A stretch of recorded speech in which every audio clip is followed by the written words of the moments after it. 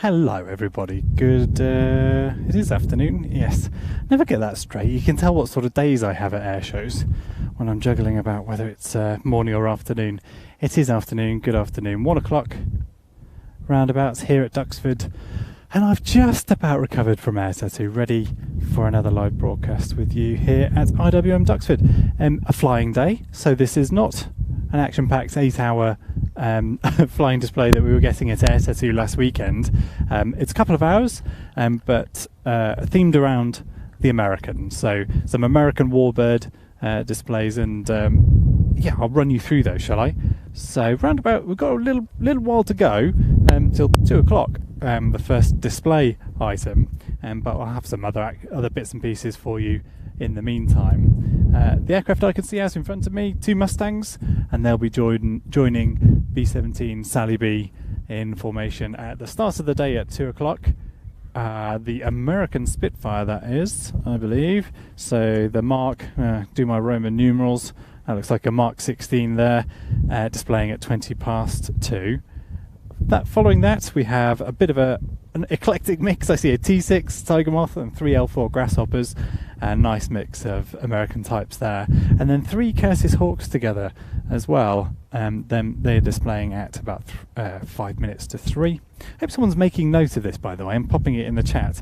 I am monitoring the chat and can see everyone asking for running orders and things. Well, I've got one in my hand. I'm reluctant to share it because it's got sensitive information on, or contact details and things like that, but hopefully this is helpful running through the display. So highlight for me coming up after that, 25 past 3, MiG-15 and Sea Fury together, represent it. Yeah, it says Sea Fury on here, but it is, of course,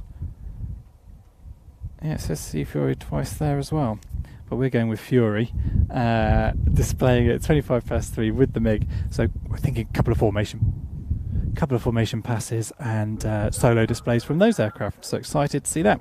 And then closing the display, Spitfire Mark 11 with P-47. That's Stu Goldspink and John Romain. So a really nice finale to the flying. So as I say, just a couple of hours. So I'll have spent longer in the vehicle getting up here from Devon than the flying display takes place, but with some items like that, like the MiG-15 with the Fury, it really feels like it's worthwhile coming up here to share it with you. So a couple of clips. So we're theming, the IWM have themed today's flying day around the Americans. So if I find the appropriate, I'm going to use that one. I've dug out a few clips from the archive. If you're familiar with Planes TV with me and what we do, certainly during lockdown, we were doing a lot of this, sort of digging into the archive to find bits of material that we could share with you. And this bit is from Royal International Air Tattoo, where we were last weekend, but this is from 2019 and is the United States Air Force F-16 solo demonstration, which I think it's probably the only time I've seen it. Adrian might have seen it over in the US, but for me this was a real coup to see. I'm just going to, it's a bit sunny out here and I'm wearing my shades. I've got eye strain, but yeah, we're using ME2. And so let's take a look at that, shall we? Just for a few minutes while we're waiting for the flying to start. This clip from our Royal International Air Tattoo 2019 programme featuring the United States Air Force F-16. It's been many years since we saw a US Air Force F-16 display at Riyadh, but it was back for 2019 with a jet from Spangdahlem Air Base in Germany, flown by the US Air Force Air Combat Command Viper demo team pilot from Shaw Air Force Base, South Carolina. My day-to-day job is to be the F-16 demonstration pilot. So we'll do 20 shows a year. So we're gone for about half the year. We're on the road to different air shows around the world. And then if I have time, I fly with my fighter squadron that I'm assigned to. And I still remain a combat-capable or combat mission-ready fighter pilot. But this is my primary job right now, is to be the demonstration pilot. Major Schmitz has 30,000 pounds of thrust at his fingertips, allowing him to achieve flight after only using 1,000 feet of runway. Ladies and gentlemen, stand up, put your hands together for Major Schmitz and the F-16 Fighting Falcon.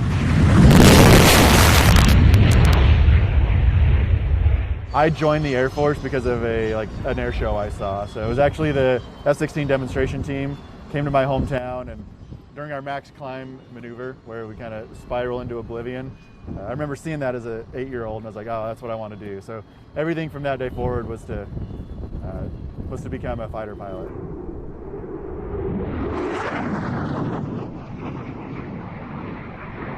As he returns to show center, Major Schmitz will accelerate rapidly and snap the F-16 through a series of aileron rolls, demonstrating its exceptional roll maneuverability.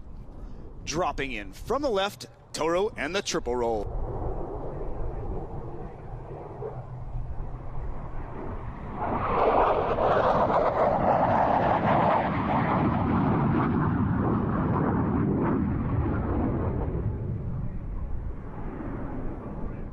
As he approaches show left, Major Schmitz will set up for a series of maneuvers which will demonstrate the F-16's ability to turn tight and stay unpredictable, a trait which helps the Viper survive against low-altitude threats. He will then quickly transition from horizontal flight into the vertical. Ladies and gentlemen, from your left, it's the Falcon turn.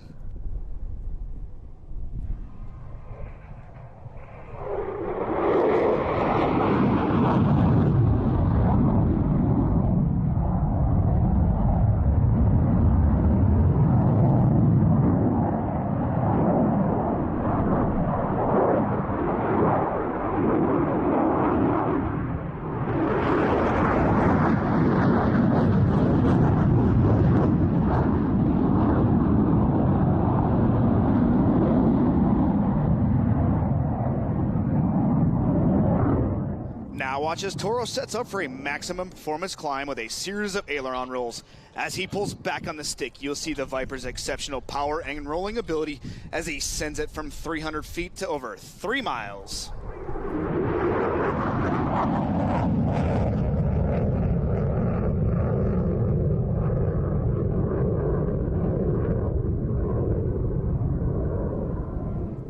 Now, from behind the crowd and to the right, the F-16 Viper demonstration team proudly presents the dedication pass.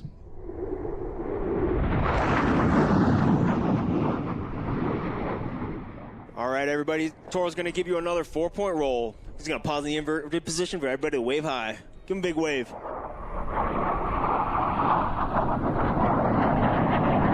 Toro is now approaching from the left for the last maneuver, a tactical pitch up to landing.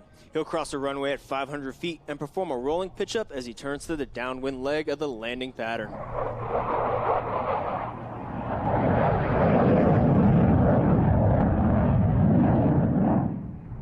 Since 1947, American airmen have been breaking barriers in air, space, and cyberspace, resulting in a force that provides unparalleled global vigilance, reach, and power.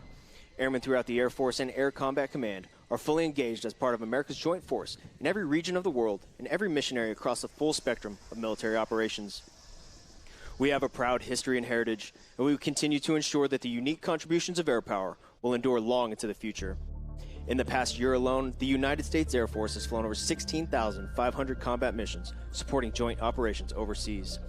As proud members of an all-volunteer Air Force, we hope our performance has inspired you to serve your country alongside the professional men and women you see here in action today, either flying in the cockpit of an F-16 or on the ground guaranteeing its readiness to fight. On behalf of the United States Air Force, the Commander of Air Combat Command, General Mike Holmes, and all the men and women of Air Combat Command, thank you for your attendance, thank you for your patriotism and support.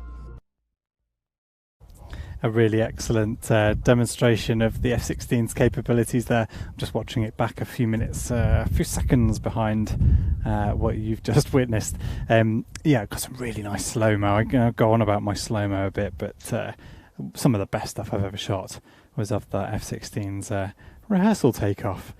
Yeah, really dramatic stuff. I hope you enjoyed that. And that, of course, from Air Tattoo 2019, which is available, the full-length program, which was released on DVD and Blu-ray and released on the streaming service. So you can watch that back on watch.planesTV.com, along with all of the live streams from last weekend. And maybe you're a new member to that service, having signed up for the Air Tattoo live broadcast last weekend. That's an example of some of the material that's available from previous Air Tattoos. A little bit more than if you didn't join us for the weekend's flying display at Air Tattoo. And I'll cue this one up, Adam. as I say, this is an American-themed air show, and Duxford's quite close actually to a couple of American bases here in the UK, Mildenhall and Lakenheath. And I'm going to go ahead and assume that this Osprey joined us from Mildenhall. This was a flying display we saw at Air Tattoo last week, and yes, Adam's chatting in my ear saying Special Operations Squadron based at Mildenhall, and good enough to join us at Air Tattoo for a short display. And I thought I'd share with you that. It's a little bit of a longer sequence, but hopefully an enjoyable one, and gives us a flavour of some of the frontline American military assets in the neighbourhood here at Duxford. In from the right, this from the 7th Special Operations Squadron, the Bell Boeing CV-22B Osprey.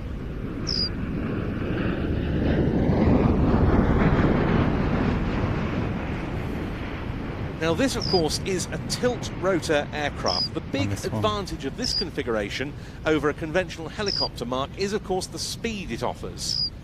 Yeah, tilt-rotor aircraft combines the vertical takeoff, hover and vertical landing qualities of a helicopter, but with the long-range fuel efficiency and, of course, the speed characteristics of a turboprop. And in this case, the capacity of the Osprey means it can transport 24 combat troops inside the fuselage, as well as, or instead of that, 20,000 pounds of internally stored or 15,000 pounds of external cargo. And of course, as you can see from the large nose probe, it's air-to-air refueling capable. A collaborative effort between Boeing and Bell. Boeing builds the fuselage and all the subsystems. It provides the digital avionics and the fly-by-wire control systems. Bell provides the wing, the transmissions, the empennage, the rotor systems, and the engine installation. The raison d'etre of the CV-22B, which is the version in US Air Force Special Operations Command service, is long-range missions in support of that command's objectives. So it infiltrates forces into theatre, resupplies them while they're there, and then exfiltrates them when the operation is at an end. This aircraft has a combat radius of 500 nautical miles with one internal auxiliary fuel tank, but it can air-to-air refuel from MC-130 Hercules, another of which we've got in the static park here, to give the Osprey a range of more than 2,000 nautical miles and an endurance of up to 5 hours.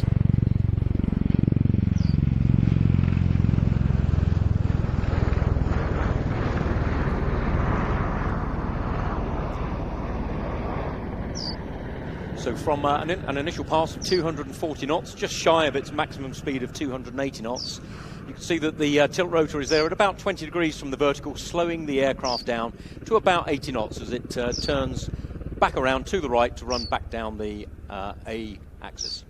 The Osprey entered US military service with the US Marine Corps in the MV-22B guise, which we've also seen here at RIAT in the past. This version has more fuel capacity than that. It's operated by 4 crew, 2 pilots and 2 flight engineers, and it also has a terrain-following radar to help in the low-level environment. And in fact, Osprey pilots can use the aircraft's tilt-rotor capabilities to assist them in those low-level missions, because in more restrictive terrain, the rotors can be tilted upwards and the aircraft slowed to help it make tighter turns and thus stay low over terrain, which of course could give you a significant defensive advantages. Against that, of course, its outright performance means it can fly above a large number of ground-based threats.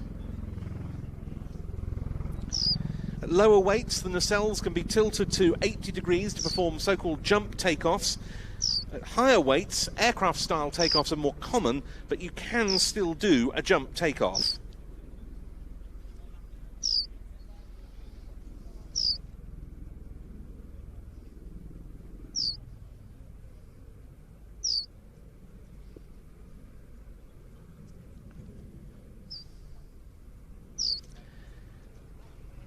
The aircraft is also now in service as a carrier on-board delivery platform, with the US Navy replacing the C-2 Greyhound. So converting its touch and go into a 75-degree short takeoff.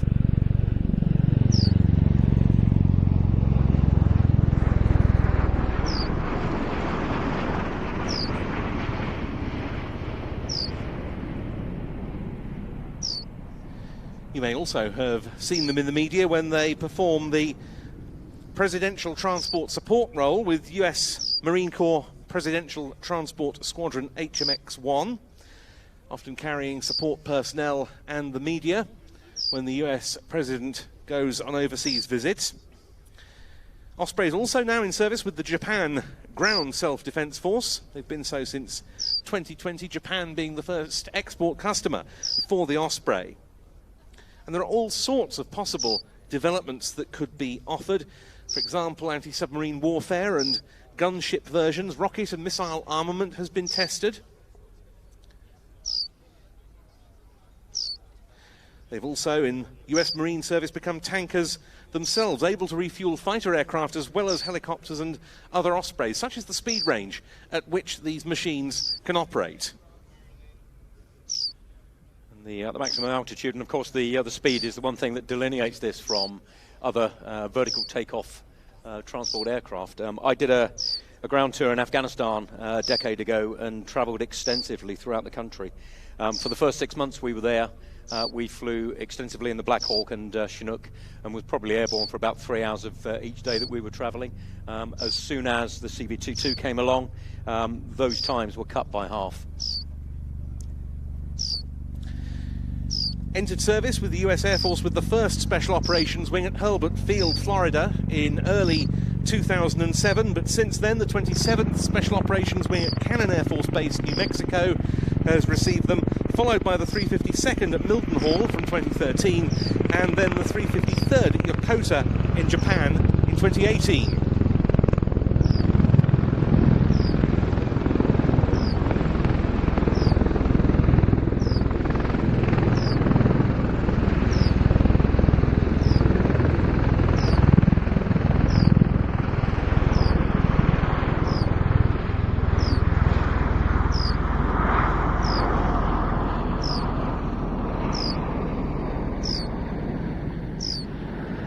Huge amount of lift from those very, very small rotors, mainly gained because of the high RPM that we see there. 11 metres on the rotor diameter there, comparing to 30 metres on the Chinook that we saw earlier today. And it was Major Patrick Gill as the aircraft captain today, Captain Michael Fordentain, his co-pilot, they in the Bell Boeing CV-22B Osprey from the United States Air Force. And I should have warned you, as my alarm goes off to let me know that that clip's ended, I should have warned you about the bird on that one. So we had a little bird join our microphones for a good couple of hours on the Saturday of Air Tattoo last weekend. Mics were airside, we couldn't do much about that, so we all suffered that tweeting for a good long while, so apologies about that. Now I've just had a tap on the shoulder and a nudge that we might be about to get a fly through from an F-15 that's up at the moment. I understand not part of the air display, but an aircraft that's up and about, and I think kindly giving us a fly through. So I'm going to pop you on the probably Adam. Let's put you on camera one, and I'll hop back inside the truck and see what's going on, and then I'll leave you with the forthcoming flying display. I might pop in now and then to update you on what's going on.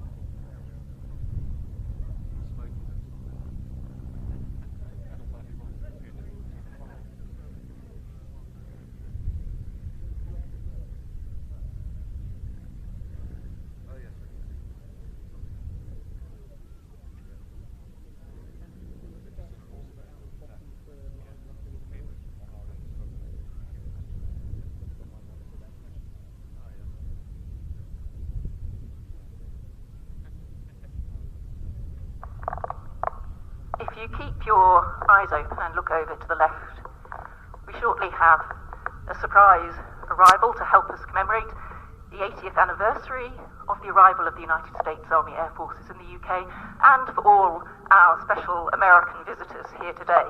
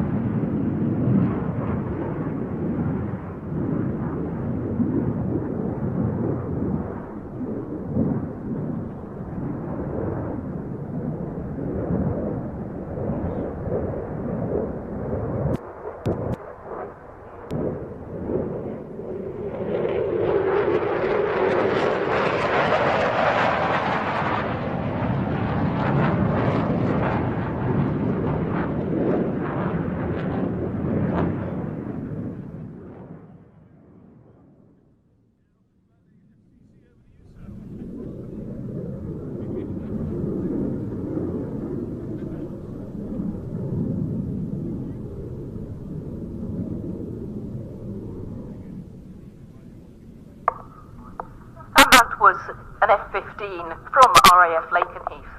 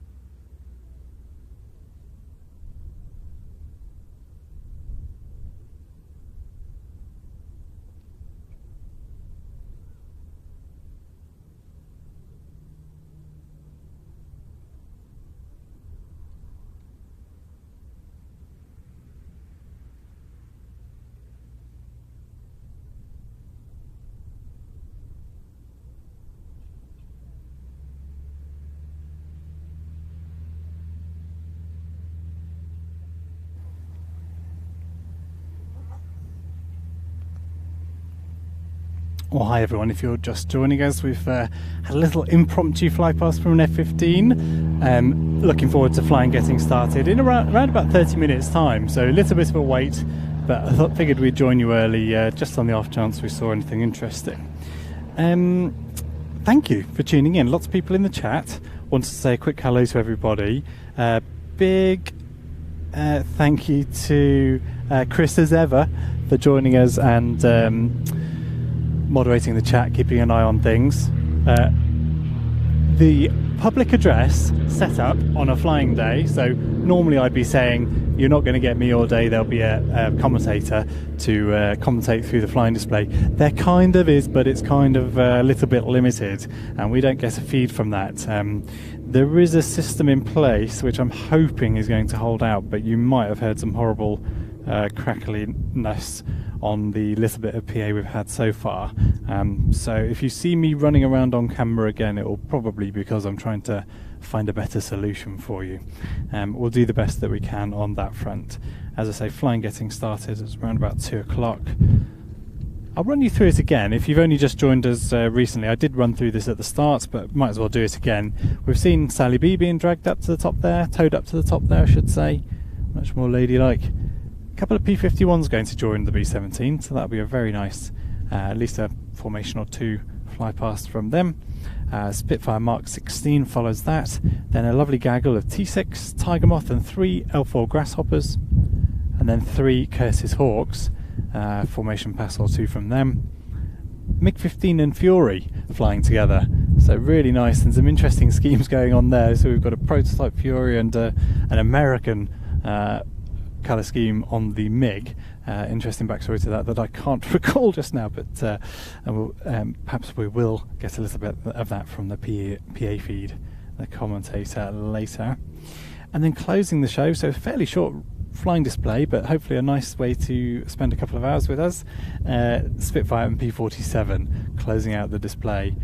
John Romain and Stu Goldspink, I think. So in safe hands there with a bit of a finale from those big warbirds. Someone's saying it's mecha for them. Yes, I can understand what you're saying there. I saw oh yes, Graham saying he's enjoying I was saying you're going to miss it and you're going to have a family barbecue instead. How rude. How rude. Put us on in the background of the family barbecue. Just not too close to the barbecue, thank you. And someone's saying it's grey and miserable in North Devon. Well, that's a bit of a shame because I've got relatives at the Mid Devon show. I hope it's clearer that way. I'm missing that today to be here. Wouldn't miss this for the world though. If someone's going to get a MiG-15 in the air and you've got the opportunity to film it, you go and film it, don't you? That's certainly what I was saying early doors this morning.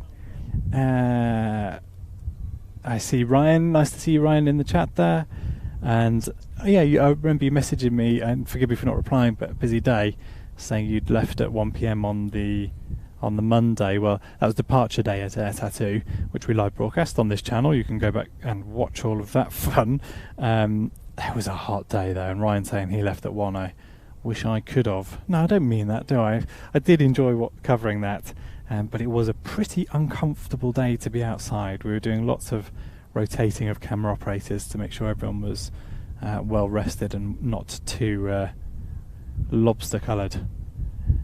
Oh no, Paradave stopping you going for a run? Go on, get on. You can leave it on in your phone and just listen to the sound of warbirds to spur you on a 2-hour long run. I mean, that's a decent run actually. Yeah, you've got sound of MiG-15s and maybe take it easy, join the Grasshoppers, you know, drop the pace a bit for a little while. I don't know, it might be a nice soundtrack. Certainly that works on YouTube for me. You can leave it on in the background on your phone. Maybe it's just me that runs around to the sound of jets in my ears. Tail draggers, yes. And what were the other queries I saw?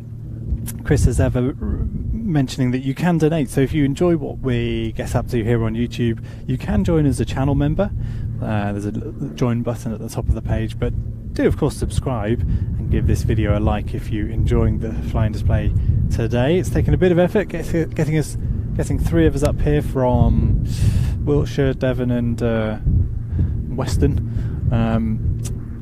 You know, always nice to see a a bit of a thumbs up to just know it's all worthwhile. But of course it is. We're all aviation nerds, so this is our primary love, and we wouldn't want to be anywhere else. But yeah, a few thumbs up and a few subscribers wouldn't go amiss.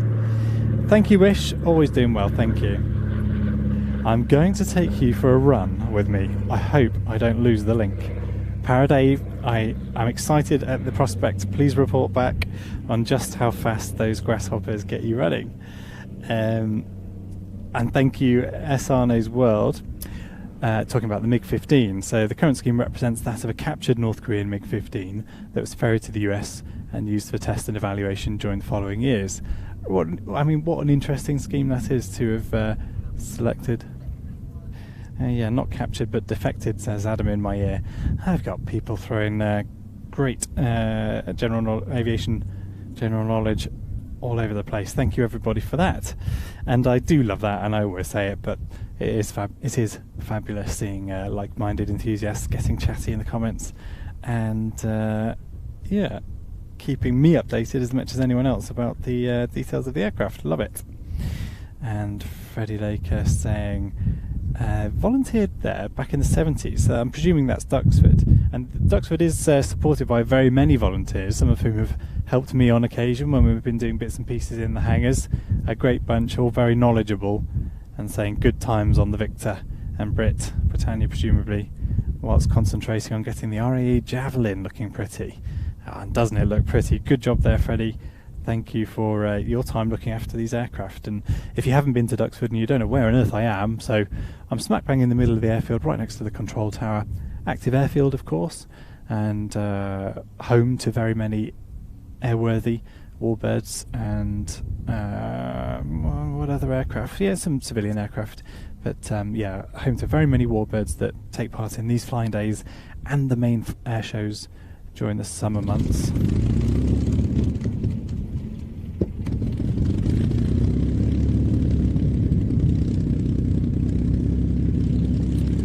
Hoping Adam's giving you a shot at the P-51 that's starting up, which is our signal to say that the main flying display is about to get started.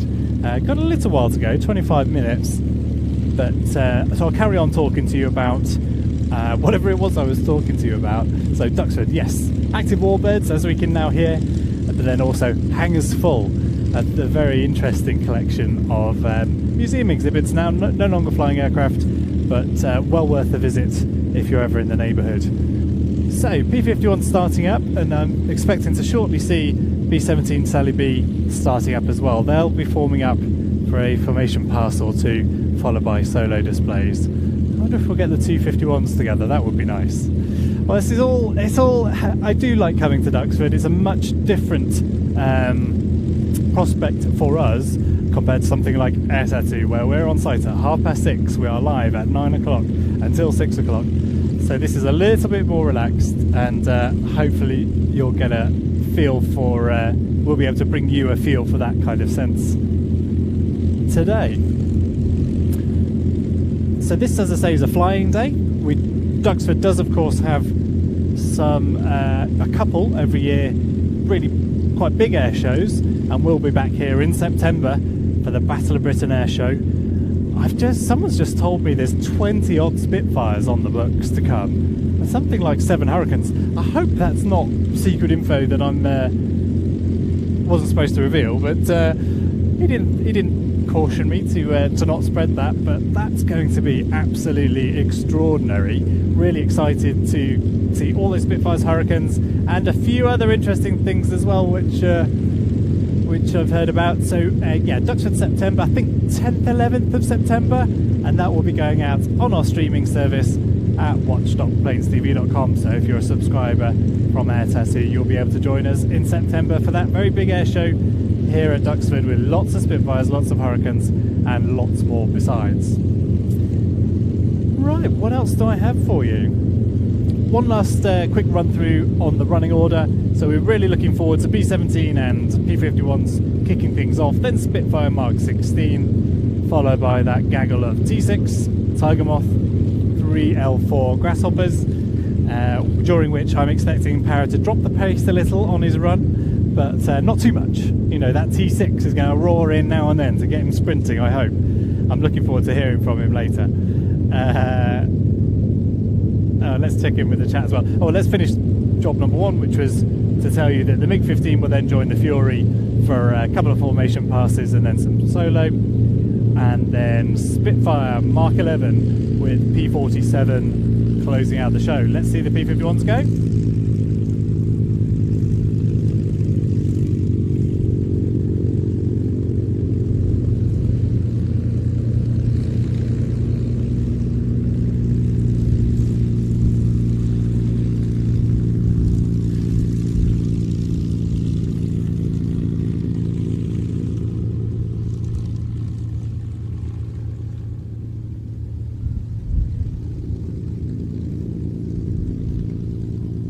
That's more like it, isn't it? I was getting bored of jet noise at Air Tattoo. Very welcome sound of a couple of Merlins taxiing out there, soon to be followed by the beautiful sound of the B-17 Sally B. Thank you very much, Gary Palmer, for joining as a member on YouTube. Thank you for your support. That does encourage me to get out there and do more of these free-to-view broadcasts, as well as the paid subscription service content on watch.planestv.com. So thank you for joining as a supporter, Gary Palmer. And speaking of which, we are anticipating doing Old Buckenham next weekend, and that will go out free to view as well. So you can't say I'm not generous. That's really, I'm going on holiday in that neck of the woods. Same thing happened last year. I'm down the road. There's a nice air show taking place with Typhoon, with some lovely warbirds and some civilian acts as well. It's a no-brainer to pop down there. The team there might involve me dragging in some relatives to help with the show. We'll see how that goes. Today we've got Adrian on camera, Adam on camera, and me stood here. Adam currently having been dragged into the trailer to do a bit of vision mixing here, so we'll get him back on camera doing his day job in a moment, but I'm going to hold him to ransom just a little while longer. Tom Allen saying, thank you for bringing the live feed to us. We don't get much aviation action here. I live apart from the occasional A400M or Hawk doing touch and goes at Speak. Is it Speak? Pronounced Speak? Spec? Not sure on that one. I'm not even sure where it is. If it's Hawks and A400, it's got to be somewhere between Bryson Valley, would be my guess. Colin saying it's overcast in Amesbury near Stonehenge. Well, we're anticipating quite a clear day here, so good conditions. The wind's sort pretty well down the runway there. If I hold my back, yeah, pretty well down the runway there. A little breezy, but nothing that's going to give anyone too much trouble, I don't think. And oh yeah, absolutely. So Dave Carrington saying last year's Battle of Britain Day was absolutely fantastic, really enjoyed it. It's one of my favourite shows of the year, allowing for the fact that the sun's in the wrong place here at Duxford. I won't go on about that too much, and we can't help it. But the show the guys put on here in September is absolutely stunning. So if you haven't got your ticket yet, I'm sure they're available from Imperial War Museum's website. And Graham has twisted my arm. Hello, Darren. I'm cooking burgers. I'm watching the show at the same time. Yes, I've got one guy running to the sound of our live broadcast, and one guy barbecuing to the sight of it. I think we're winning here, aren't we? I'm going to push those numbers up. We'll get 1,000 people watching yet. I wonder if it counts if I'm just audio in someone's pocket whilst they're on a run. I hope I don't get too sweaty. Anyway, let's not go there. I live in Hendon, know the area of where the old base used to be. It's all changed in the last 50 or so years. The old officers' mess is now Middlesex Uni student accommodation. How interesting. I didn't know that. I know that area a bit as well. I've got friends in the area. Another museum well worth a visit, of course. Been a while since I've been there. Another member. Thank you, James Lang, for joining as a member on YouTube. A very welcome addition to the... picked up quite a lot of members actually during arrivals and departures at Air Tattoo. And yeah, as I say, that does help kind of tip the balance a little bit and make me think we should do more on the YouTube service. That's as opposed to our streaming service, which we output the flying displays proper from Air Tattoo on. Stop going on about it at some point. No, I won't. Right. Another hello from Speak. I'm going with Speak. Thanks for doing these free review shows. Currently housebound. That's rubbish. So it's really nice to see the displays. Well, I hope you enjoy it. And Tom Allen saying, it's pronounced Speak, officially known as John Lennon Airport. Okay, got it. I've got you now. So a bit of A400 and Hawk action. That's better than the boring old airliners. And great to be able to support the channel. Watching from Scotland. Thank you, James. Thank you very much for joining in. John Lennon, Liverpool. Yes, I've got it. I'm caught up now. Not an area of the world I know very much, but quite envious of your Hawks and A400s. I'm Exeter based. We did have the Black Eagles actually over this week, which I completely missed. But then we'd filmed them for 6 days running at Ayrshire too, so I don't feel too hard done by. And it sounds like P-51s are getting ready to take off. So I think I probably should sign off and say, welcome everybody. Thanks for tuning in. I've got a couple of hours of American-themed warbird action from now on. You won't hear much from me. I'm hoping to bring you a bit of PA. If that mic starts clipping, I'll figure something out. But let's let these guys take off.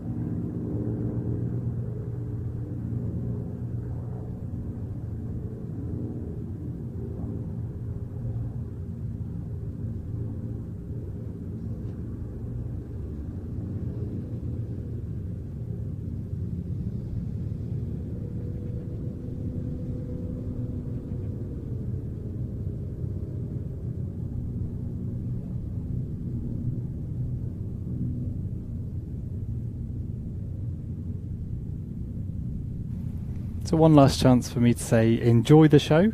I'm now back in the OB trailer mixing the show, so if I cut to the wrong camera, things aren't looking good, you can tell me off in the comments. If you do enjoy what you see, do make sure to subscribe and give the video a like, and why not share it to some friends. And one last big up to Para out on your run. I hope we spur you on to a record time. Thanks for tuning in everybody, enjoy the show.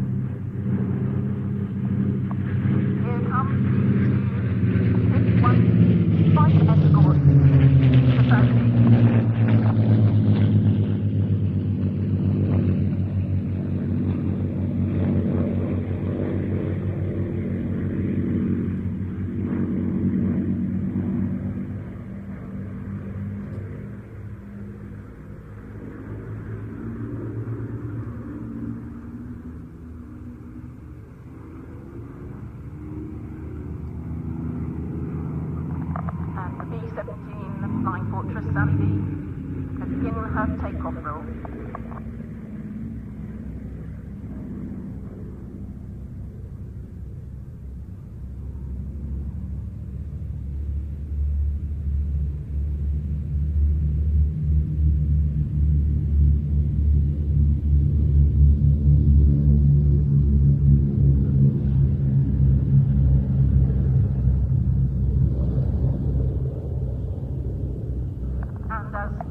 Climbs out to meet her escorts, it's worth remembering the scale of the United States Army Air Force's commitment to the UK.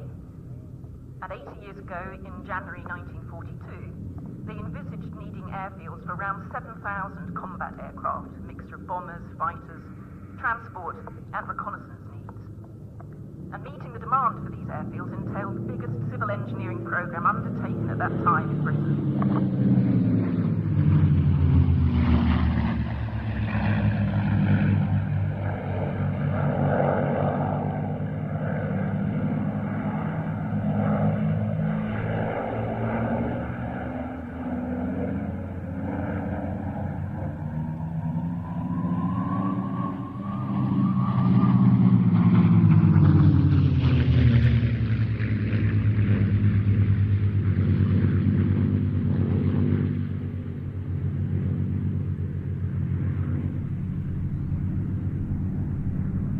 With their excellent range and maneuverability, the Mustang P-51's primary role was to operate as long-range bomber escort fighters over Europe from bases in the UK.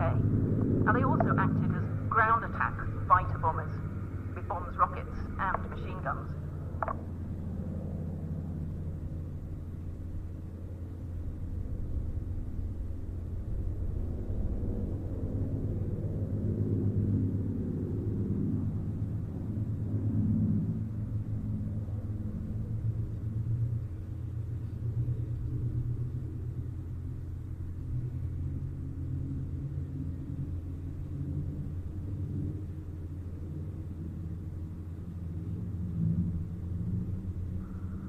First heavy bomber combat mission of the 8th Air Force flew from UK to Europe in August 1942 with 12 B-17s.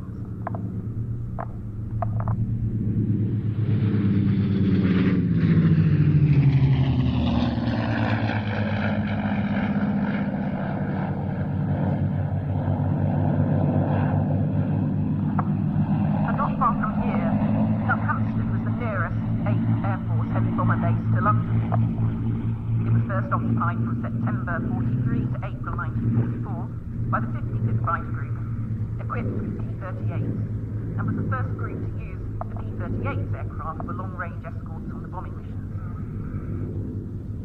The 398th Bomb Group at Hampstead were equipped with B-17s, and they took over the station in April 1944 and staying until June 1945. So it's fitting that our display opens with B-17 Flying Fortress Sally B and her two fighter escort P-51 Mustangs.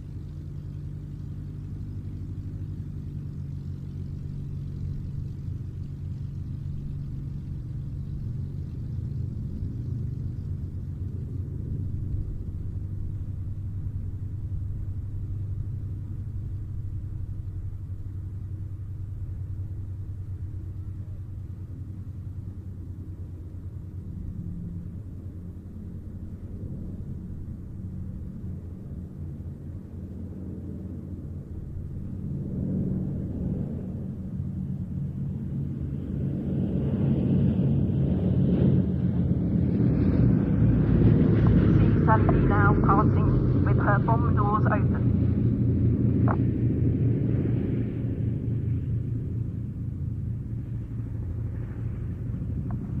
Sally B is of course a very familiar sight here at IWM Duxford and around the airshow scene generally, and she is the last remaining airworthy B-17 in Europe. She was one of the last B-17s to be constructed by the Lockheed Vega plant at Burbank in California and was too late to seek war service with the United States Army Air Force. So she was used for various training and research roles before being purchased by the French National Geographic Institute for Survey and Mapping. And she came to Duxford in 1975 to begin her new life as Sally B. So she's now been in the UK for nearly 50 years.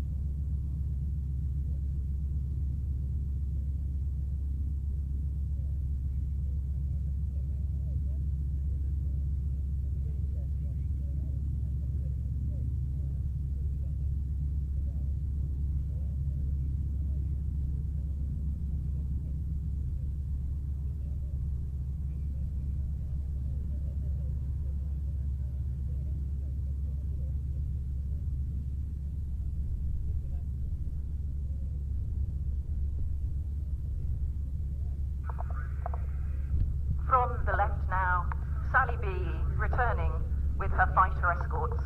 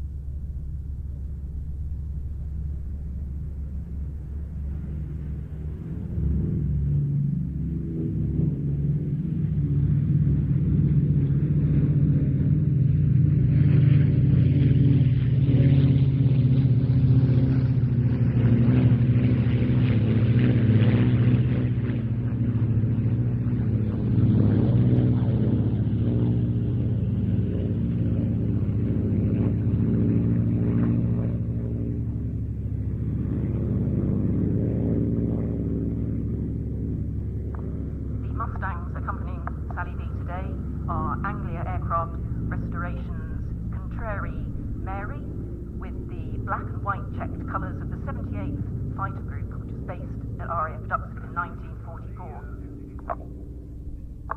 And the other Mustang is Comanche Fighters' the Hun Hunter, in the colour scheme which was flown on a Mustang of Captain Henry Baby Brown of the 354th.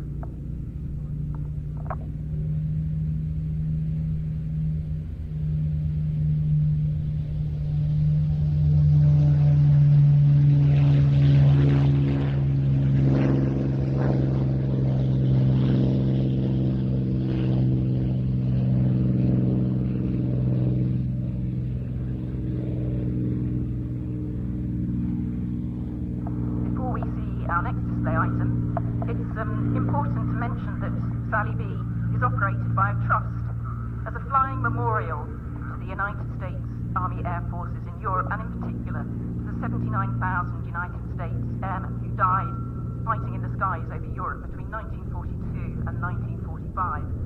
And this is an important piece of our aviation history, and Sally B's flights obviously remind us that this shouldn't be forgotten.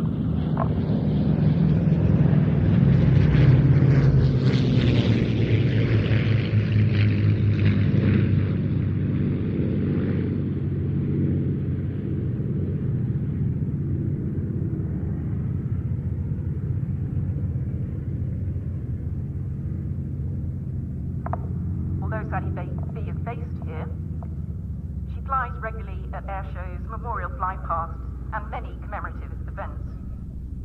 And you can help keep Sally B flying. You can make a donation or join the Sally B Supporters Club. If you look at their website, www.sallyb.org.uk.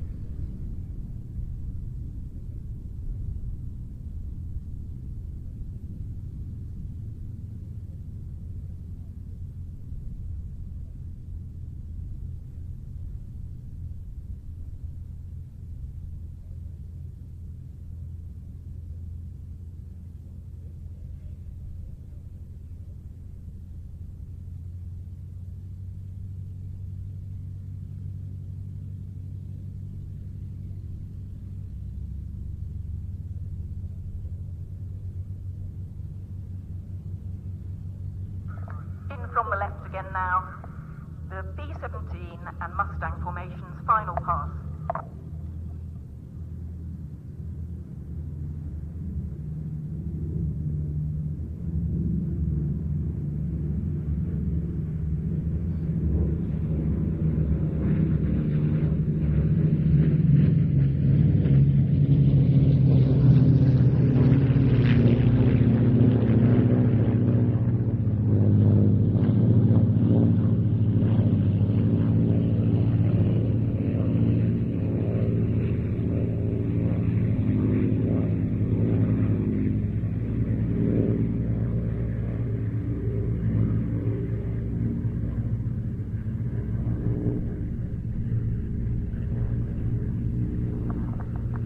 Mustang Contrary Mary will not be landing back as she is off to Ireland now, that the other Mustang and Sally B will be landing.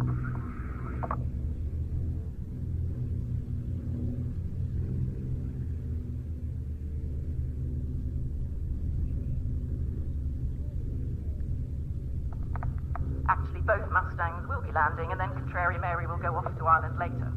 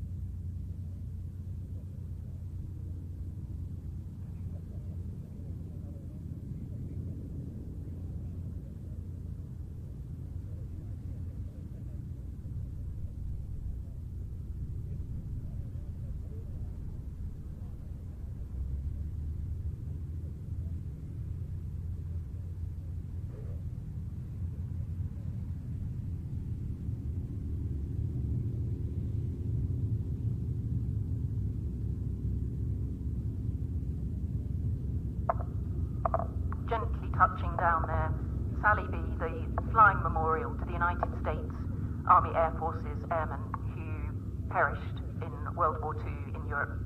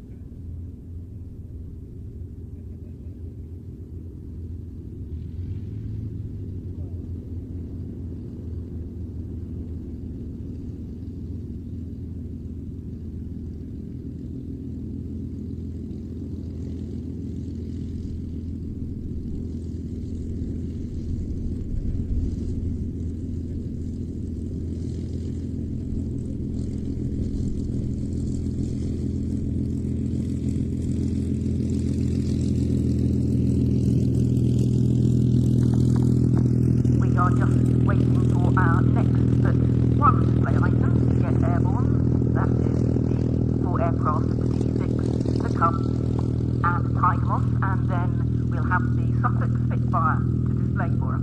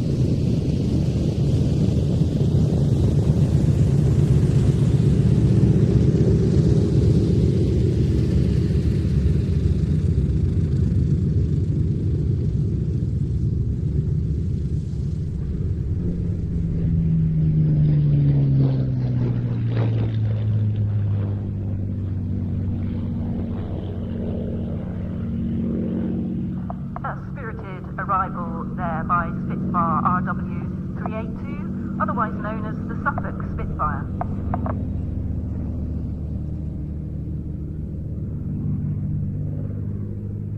This aircraft was delivered to the RAF in July 1945 as a low-back Mark 16E, which was just too late to see action. It had clipped wings, a bubble canopy.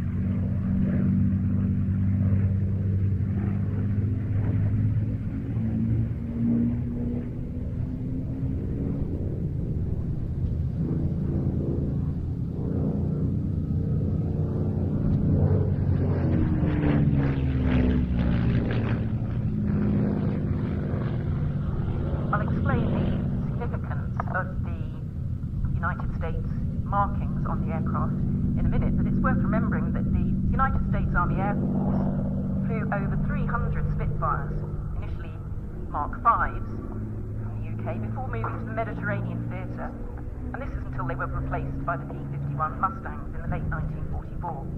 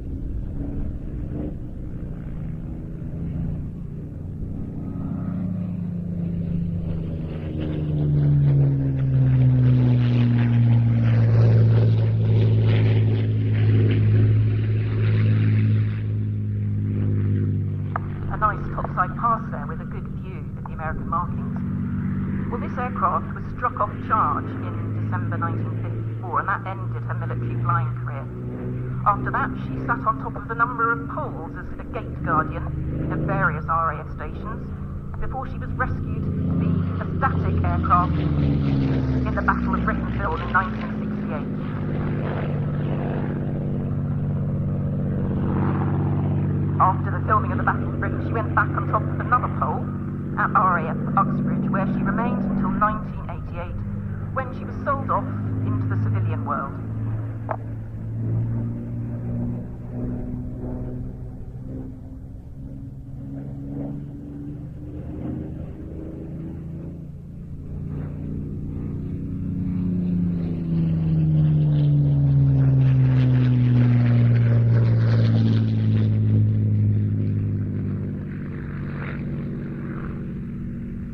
After a restoration and an unfortunate accident in California, she was shipped back to the UK and put into a high-back Mark 9 configuration with a Rolls-Royce Merlin engine and full wingtips, and the earlier style rounded tail that we see today.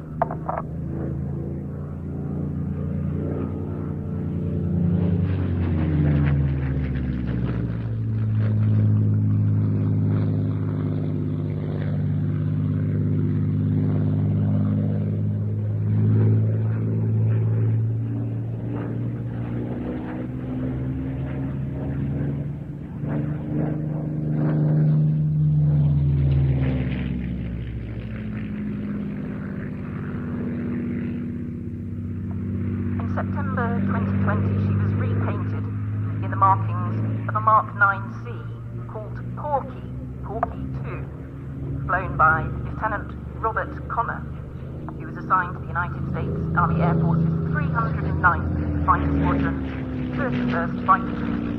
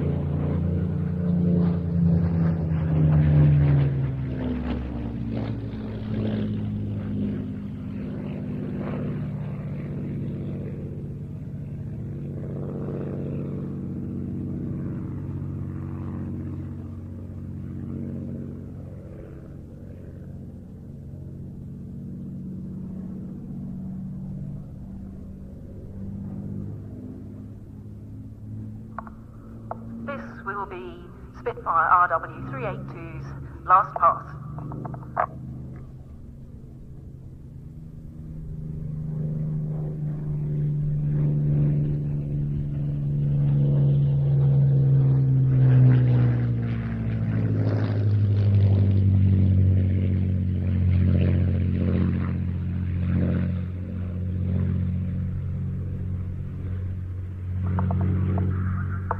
The aircraft is now owned by Suffolk Spitfire Limited, and as I said, in the markings of a Mark 9C.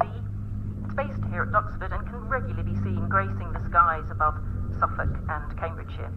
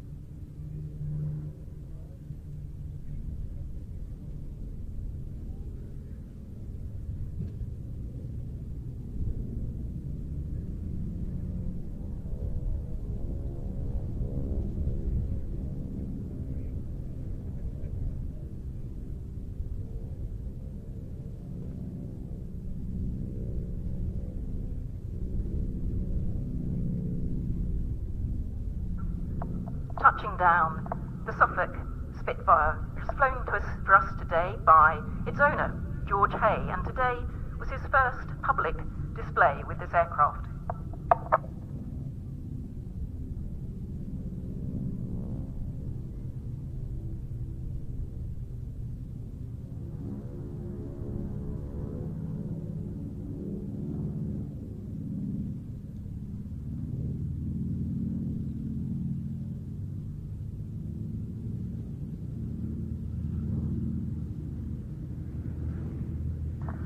And now a change of pace in many respects with our next display item, the GI flight.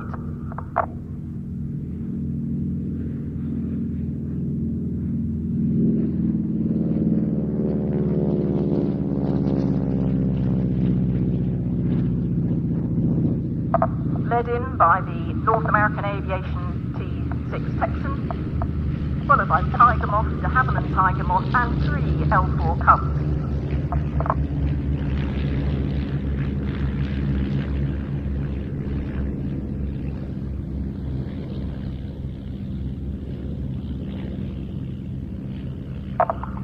The GI flight was the brainchild of Clive Denny, based at Vintage Fabrics at Audley End, because he wanted to have a formation flight of American aircraft types to commemorate the 80th anniversary of the arrival of the United States Army Air Forces in the UK.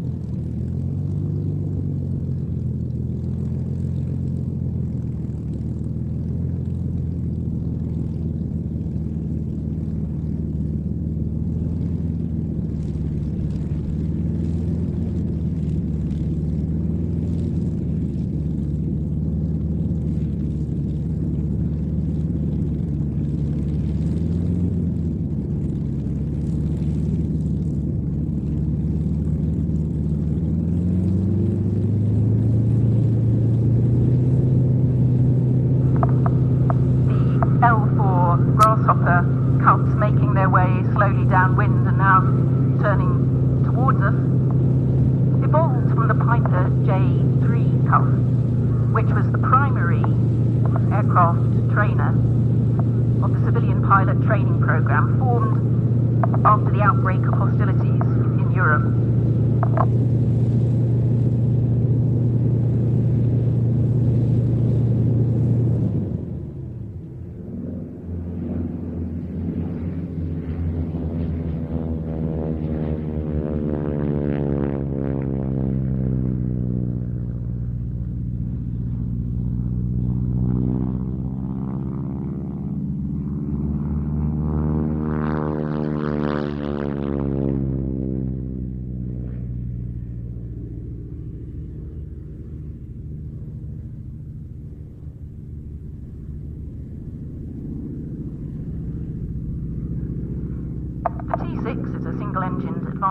Trainer aircraft that was used to train pilots of the United States Army Air Forces, the United States Navy, the RAF and the Royal Canadian Air Force, as well as other air forces of the British Commonwealth during World War II and even into the 1970s.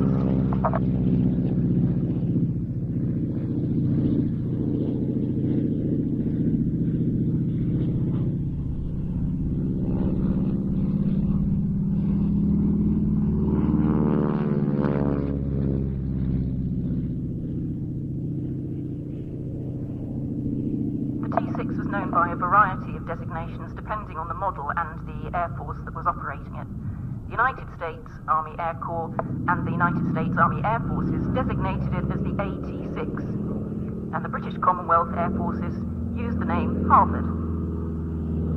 This aircraft, as well as being used as a trainer during World War II, has also seen service with the South African and Portuguese Air Forces.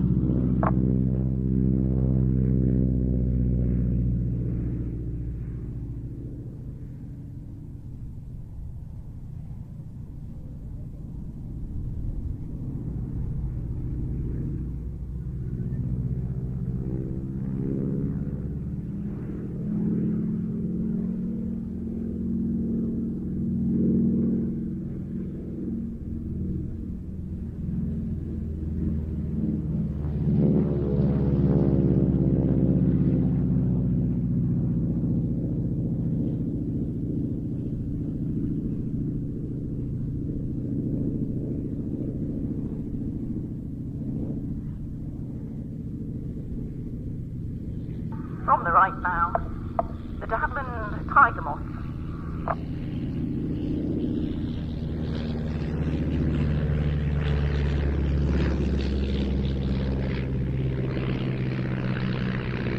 And you may be thinking, what is the American connection here, as the Tiger Moth is well known as the World War II RAF basic training aircraft.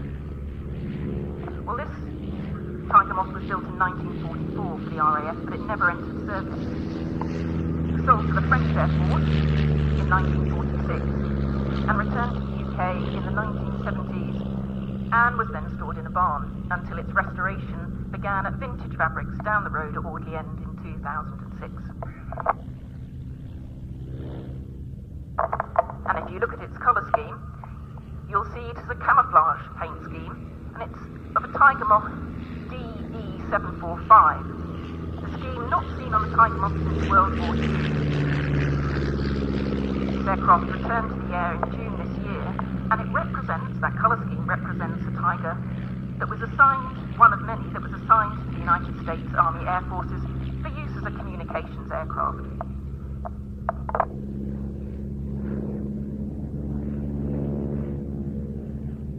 The aircraft that this represents was called Dorothy by the United States Armed Air Forces, and she was flown by the 353rd Fighter Group in the summer of 1943, keeping its British camouflage and registration, but with American insignia replacing the British ones.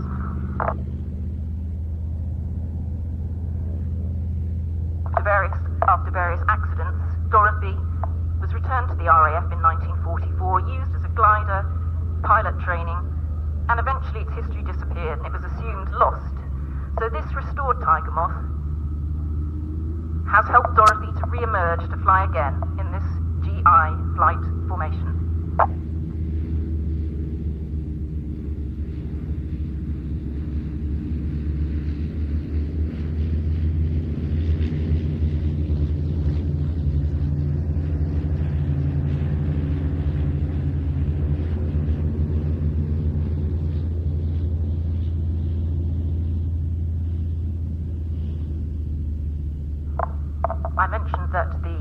Grasshopper cubs evolved from the earlier Piper J3. And as wartime demands increased, production rate of one cub being built every 20 minutes.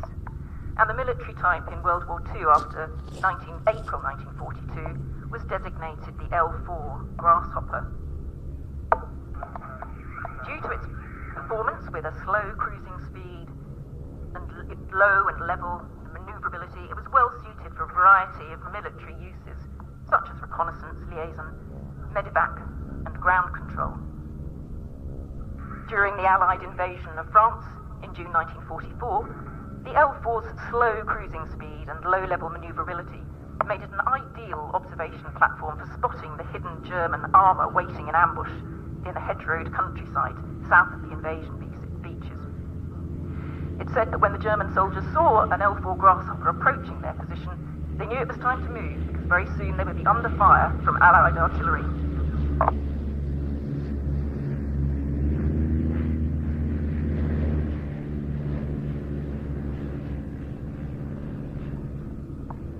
The L4 was also used extensively by both the American and South Korean air forces in the early 1950s.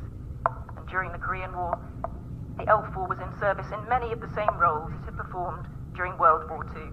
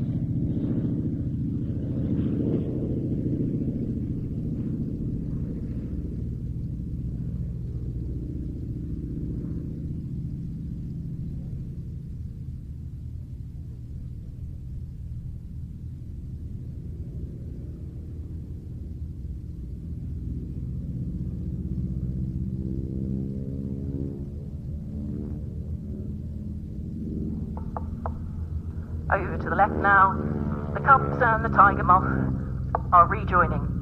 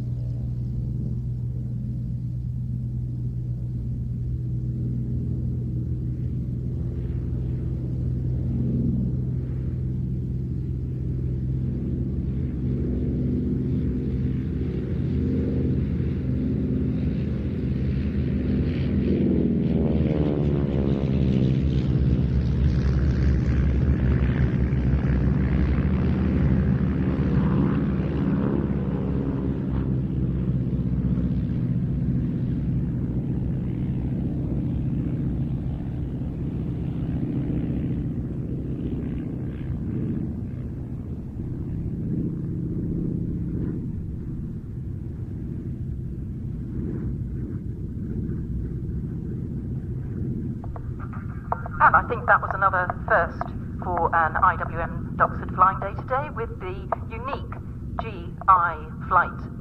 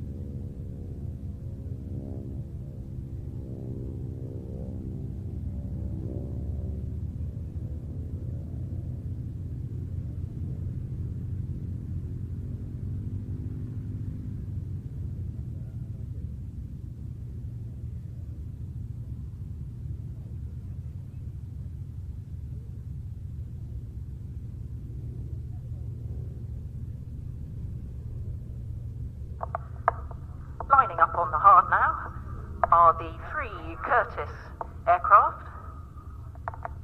The Curtiss P-40F, the P-36, and the Hawk 75.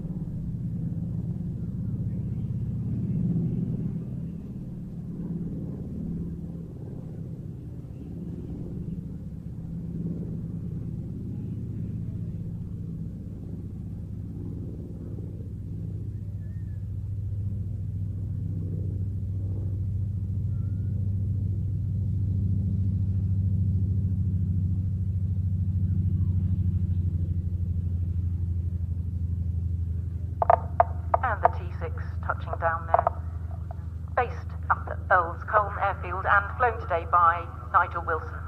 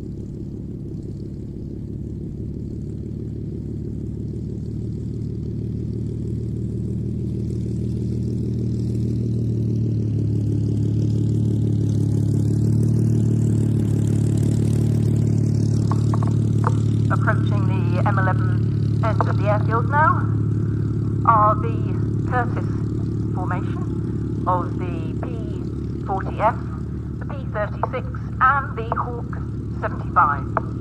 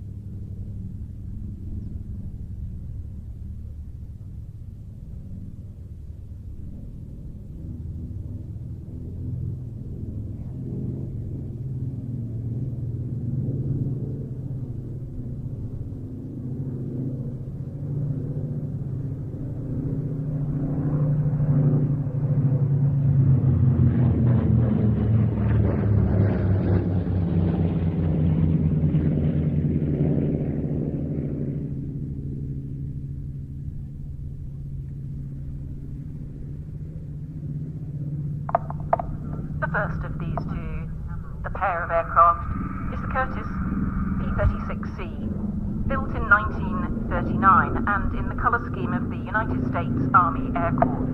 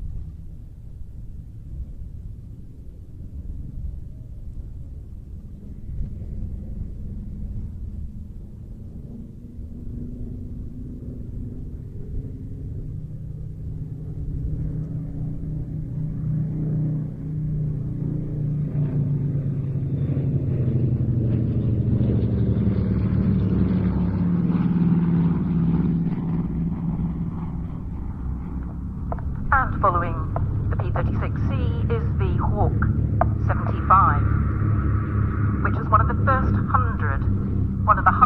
100 first production batch sent to the French Air Force. It was saved from scrapping in the 1950s and placed in storage in France until the fighter collection acquired it. And in fact, all these three Curtiss aircraft are owned and operated by the fighter collection.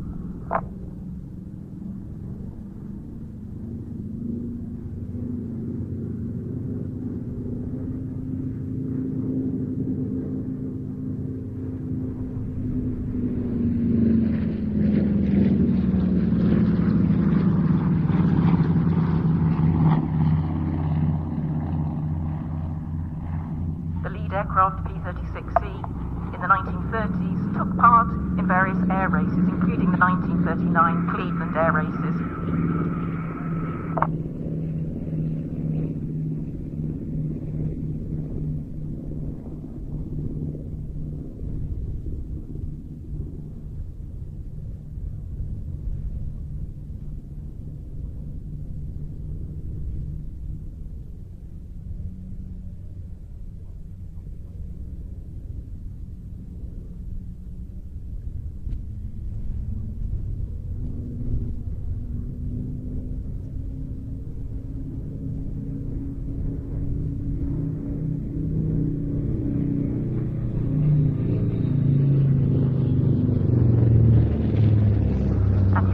The Hawk there is in the authentic Armée de l'Air three-tone scheme with combat markings on her side and the Lafayette Escadrille Sioux Indian head, which is the fighter collection logo, on her starboard side.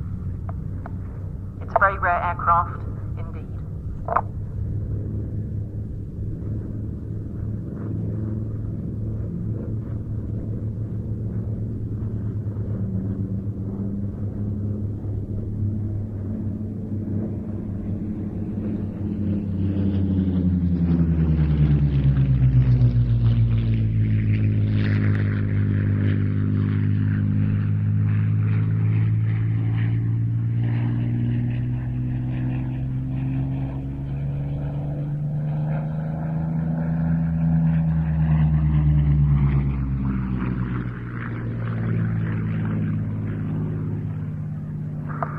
This aircraft, as you can probably hear, is a Merlin-engined Curtiss, a P-40F, and one of only two left airworthy anywhere in the world.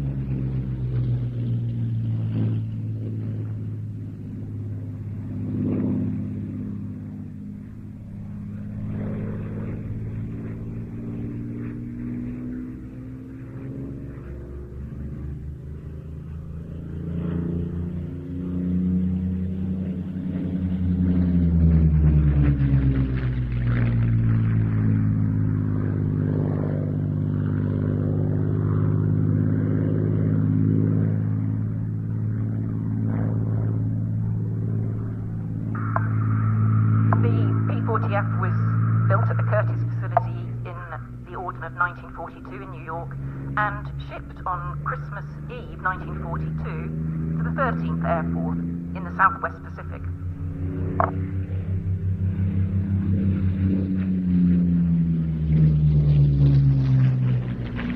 Her service history is a bit of a mystery, but the only P-40Fs to see combat in the Pacific Theatre were flown by the 44th and 68th Fighter Squadrons of the 347th Fighter Group in the Solomon Islands from November 42 to October 43. This Warhawk's wartime career ended when she was condemned by the United States Army Air Force in 1943 and dumped on the largest of Vanuatu's islands, Espiritu Santo.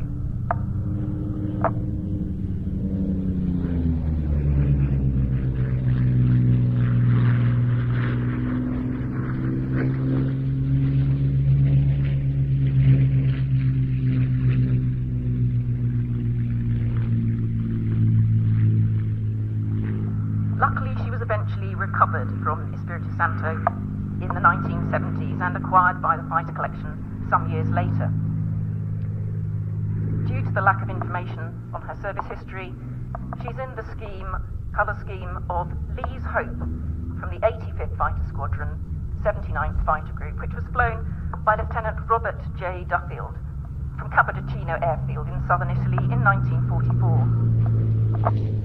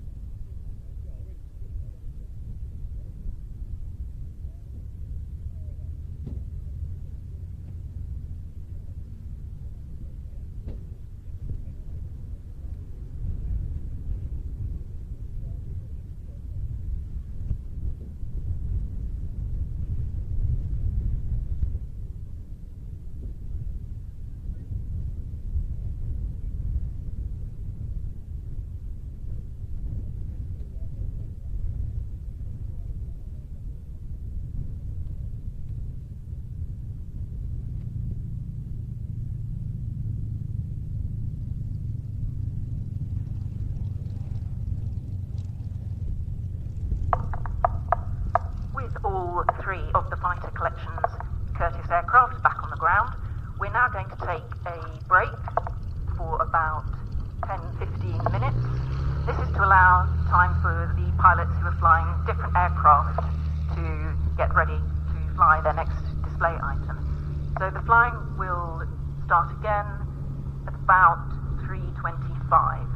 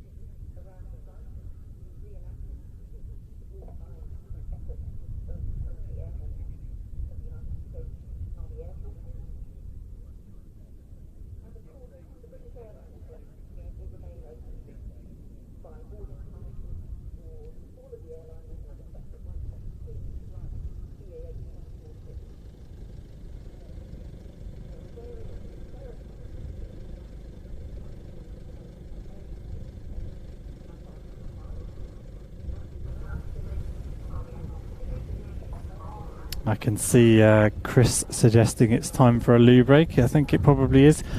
Not for me though, Chris. So here I am, struggling on, saying hello to everybody who's joining us in the chat. Lovely to see so many of you. Ryan's still going on about his trip to Fairford. We get it, Ryan. He went to Fairford. It was wonderful. It was great. Just too hot. But no, lovely to see people chatting about their weekends at ASA2 and elsewhere. Hope you're enjoying the show. We still do have more flying displays to come. So MiG-15 flying with the Fury, and then closing out P-47 with a Spitfire as well. So yeah, save the heavy metal till last. So do stick around for that to come. If you're enjoying what you're seeing, do of course subscribe to the YouTube channel and give this video a like so other people know it's worth tuning in for. Seeing some good numbers joining us today, and deservedly so. Really nice weather conditions here for a flying display, and the sound is a bit of a challenge. I mentioned at the outset there isn't a commentary system set up on site.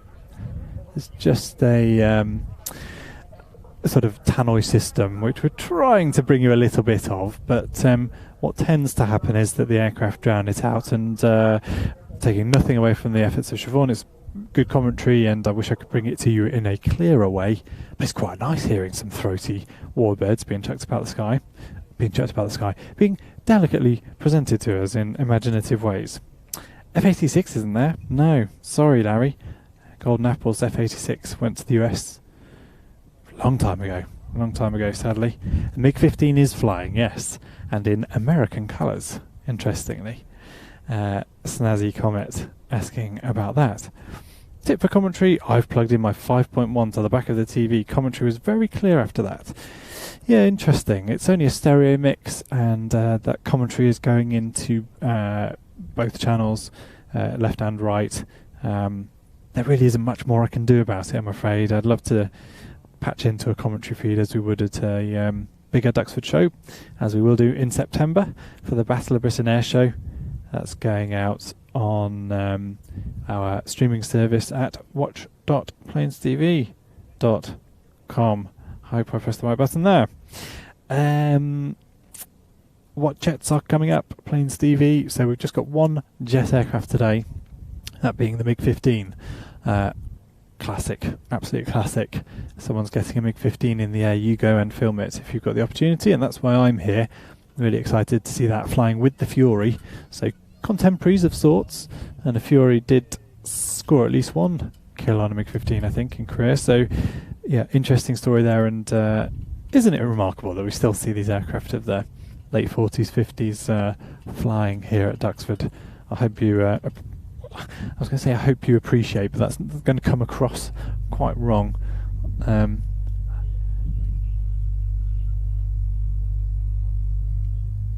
If you could hear that rumble noise, I paused. You probably thought you probably all thought I was going mad, and maybe I am. But that was the bassy throb of a. Oh, if only Adam was on the headset, he could tell me what engine the MiG-15 has. Oh, I'm trying to think of it. I suppose it's a. Oh no, I'm not going there. I'll get myself into trouble. But MiG-15 starting up, and once the guys who've both apparently gone off for a break come back, I'll give you a shot of that. But got a while to go yet before they get airborne. Yeah, we were expecting Snazzy Comet saying shame no P40C Tomahawk still.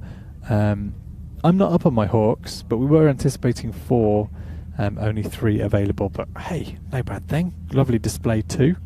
Didn't they do good? Oh, where's that DSK come from? Oh dear, it was the wrong one. That's a shame. I'll push a few more buttons and bring up the right one. We'll see if that's done the job in a minute. Thank you, Radio Nigel, saying we're doing a great job. Well, we're trying. Minimum crew here. I suppose I've done stuff as just myself, but yeah, 3 of us here, but I'm doing 3 jobs as ever. Taking nothing away from the excellent work of Adam and Adrian, who were on camera during that. Struggling through my ineptitude in forgetting our talkback kit. So we've been on radios, which is not ideal, but we're making do. Yeah, MiG-15 UTI. Come on then, David Edwards. What's the engine that I've just heard? Oh, a Midge, not a midget. That'll be the engine, will it? Perhaps.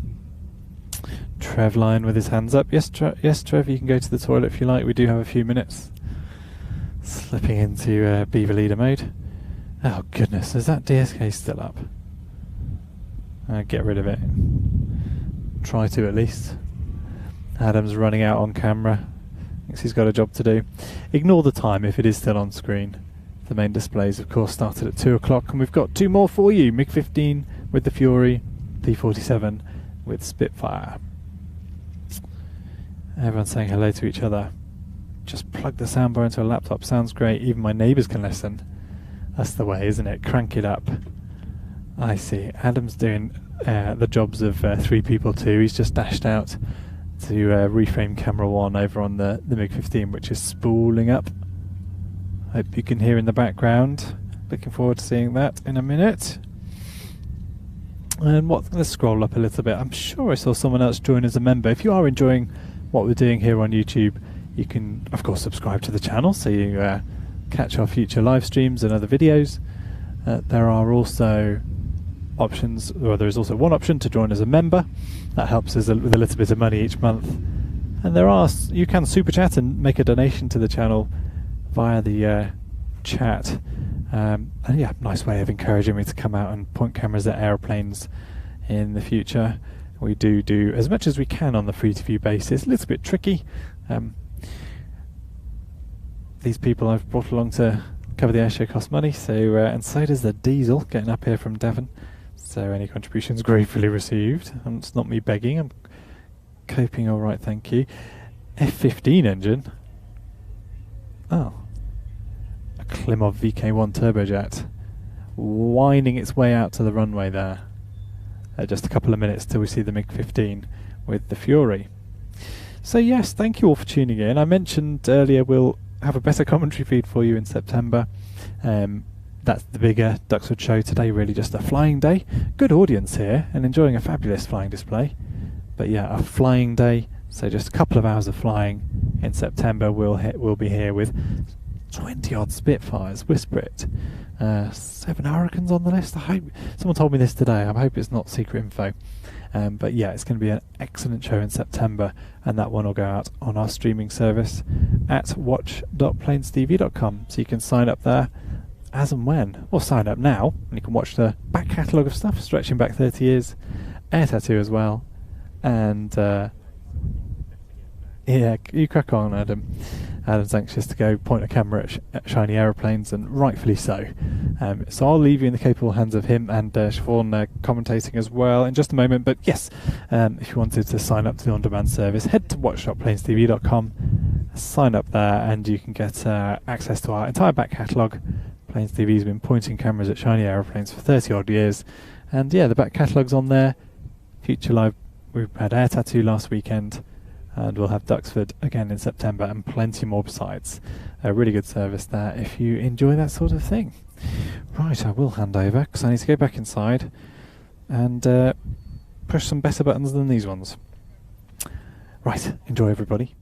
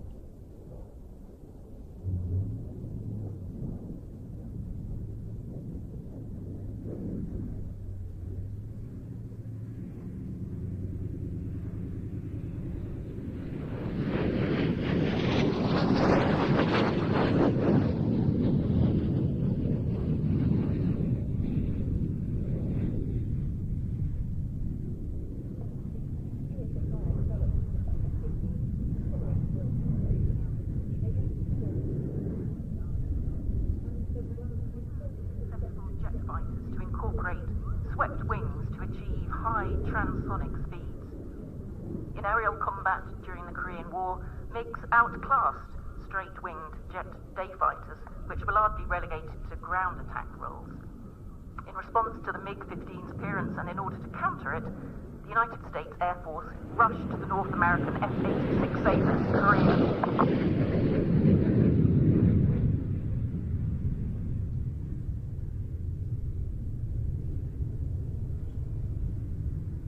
The MiG-15 is believed to have been one of the most produced jet aircraft, with more than 13,000 manufactured, and remains in service with the Korean People's Army's Air Force as an advanced trainer.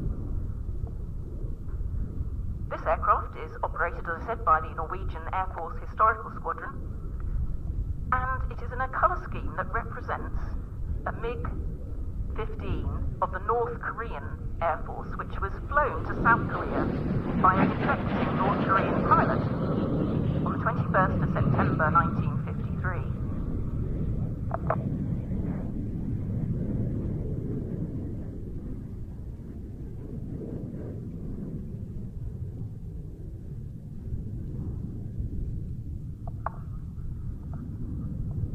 Having landed, the Americans were able to have a very good look at it, and it was put into the United States Air Force markings and test flown and evaluated for about 11 days. And one of the pilots who tested and evaluated it was Chuck Yeager.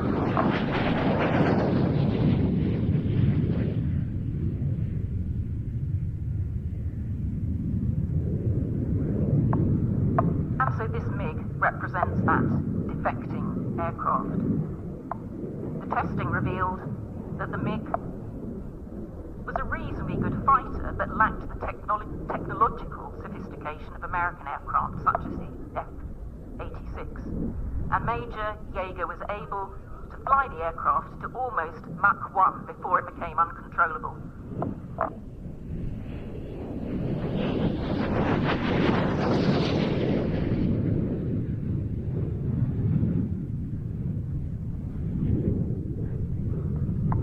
While testing it, they found that the MiG-15 had a faster climb rate and determined that the MiG-15 and the F-86 were equally capable.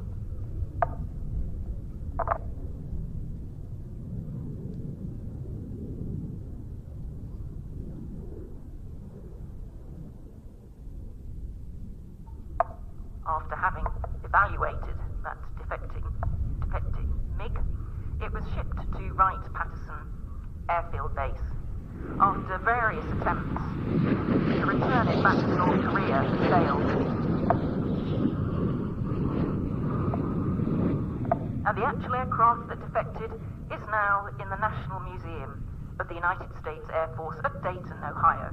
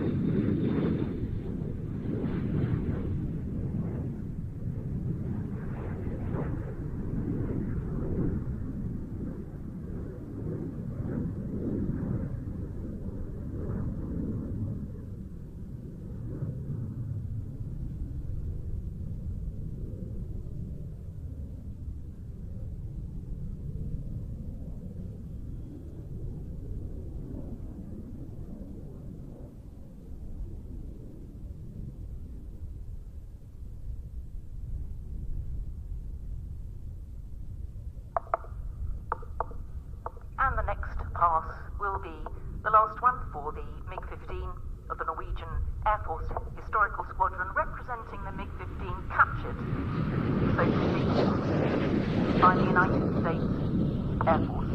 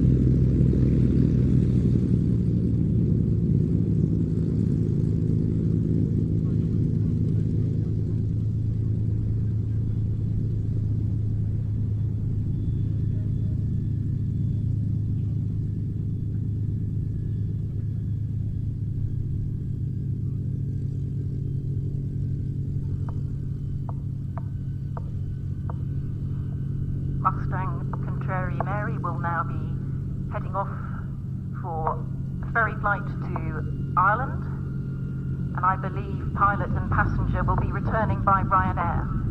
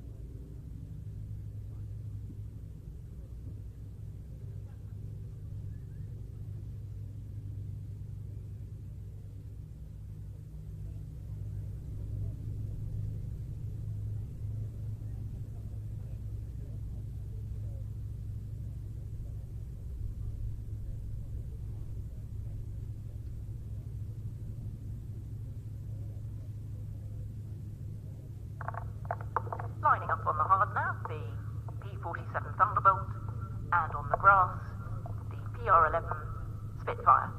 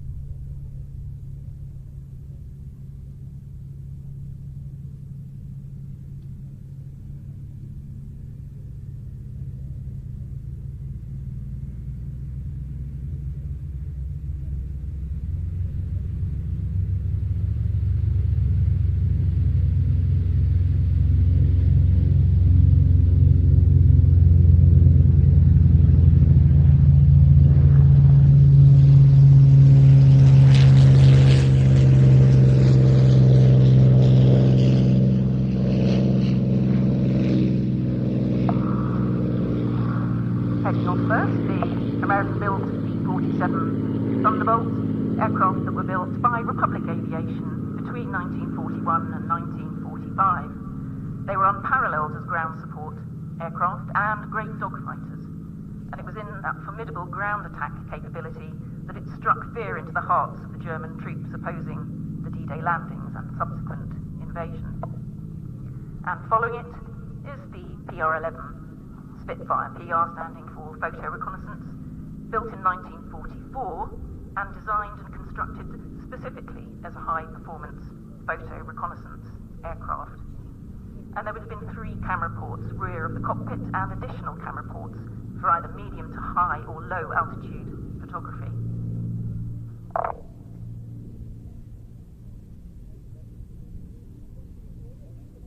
And of course, when the United States Army Air Force's 78th Fighter Group arrived at Duxford in 1942, they were initially equipped with P-47s.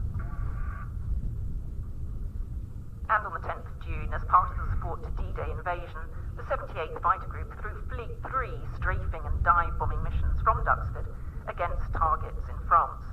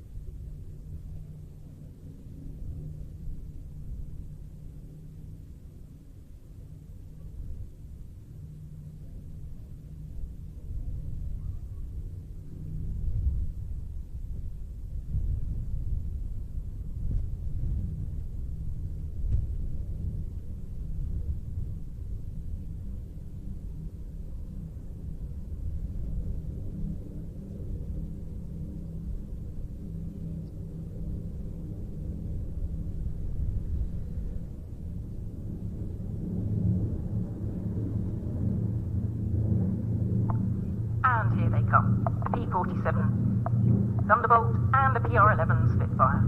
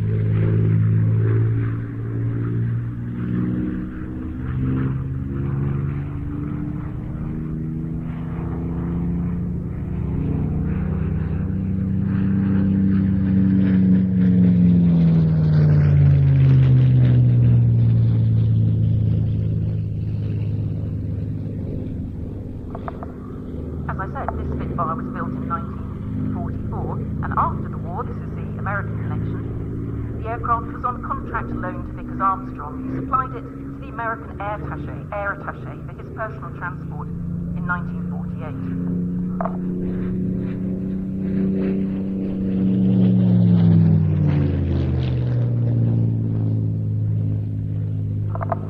The aircraft was also famously raced by wartime air transport auxiliary pilot Lettis Curtis, and in it she broke a 100 kilometres closed circuit record, averaging a speed of over 313 miles an hour.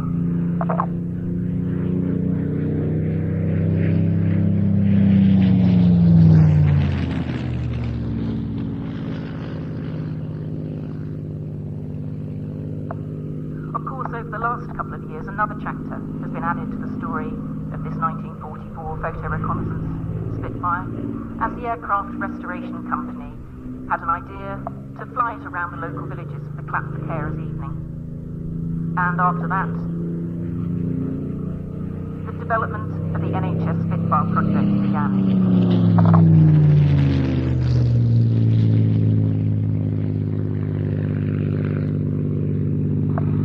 Since then, Spitfire has famously flown around the countryside with Thank You UHS under the side of the wings and with the hand-painted names of NHS heroes covering the aircraft.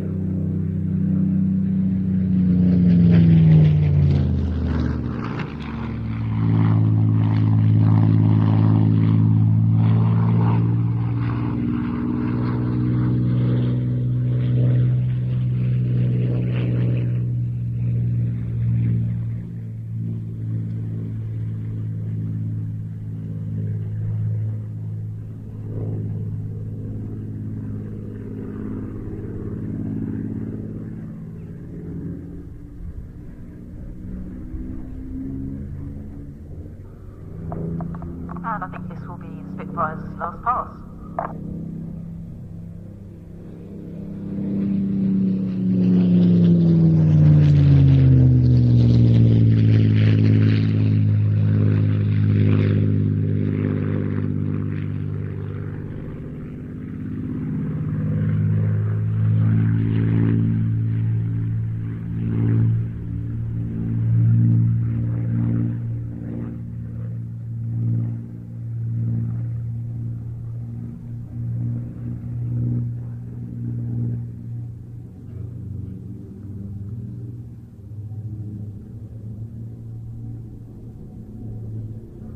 And now returning with the distinctive sound of the Pratt & Whitney engine, the P-47 Thunderbolt.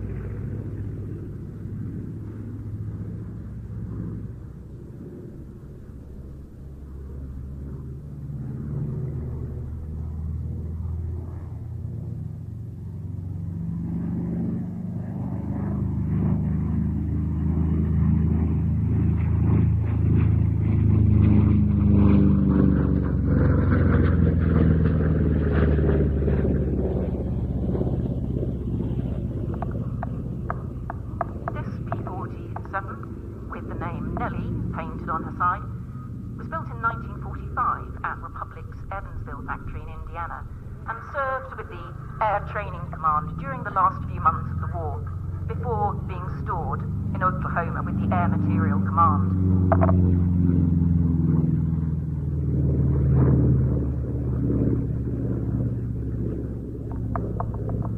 Then in 1953, she was part of a group of P-47s who were sold off to the Peruvian Air Force for the nominal sum of $1. After periods of storage and different owners, this P-47 eventually made its way back to the UK in 2018.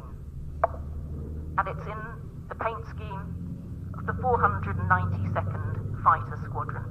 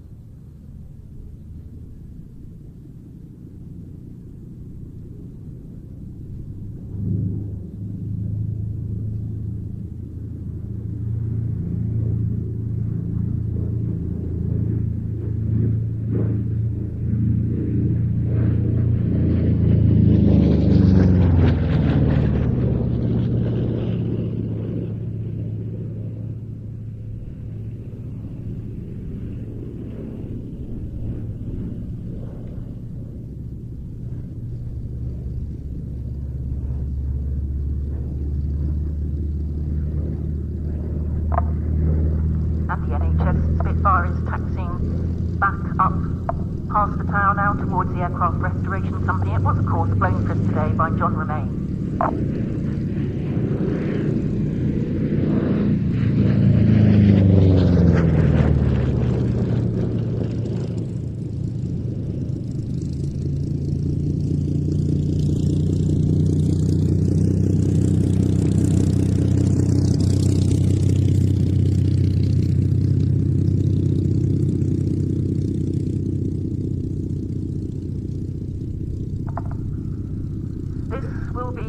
Last pass for the P-47 Thunderbolt Nelly.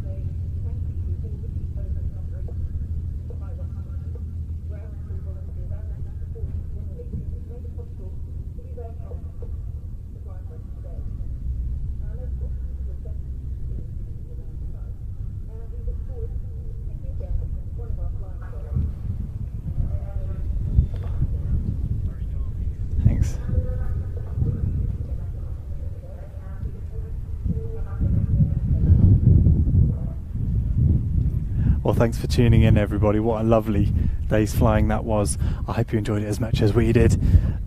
Lovely finale there. P-47 piloted by Stu Goldspink, and I saw someone asking who was flying the Spitfire. That was John Romain, I believe. Certainly was due to be, and looked like it to me. Really nice stuff. Thanks everyone for tuning in. Some really good, a really good audience I see today.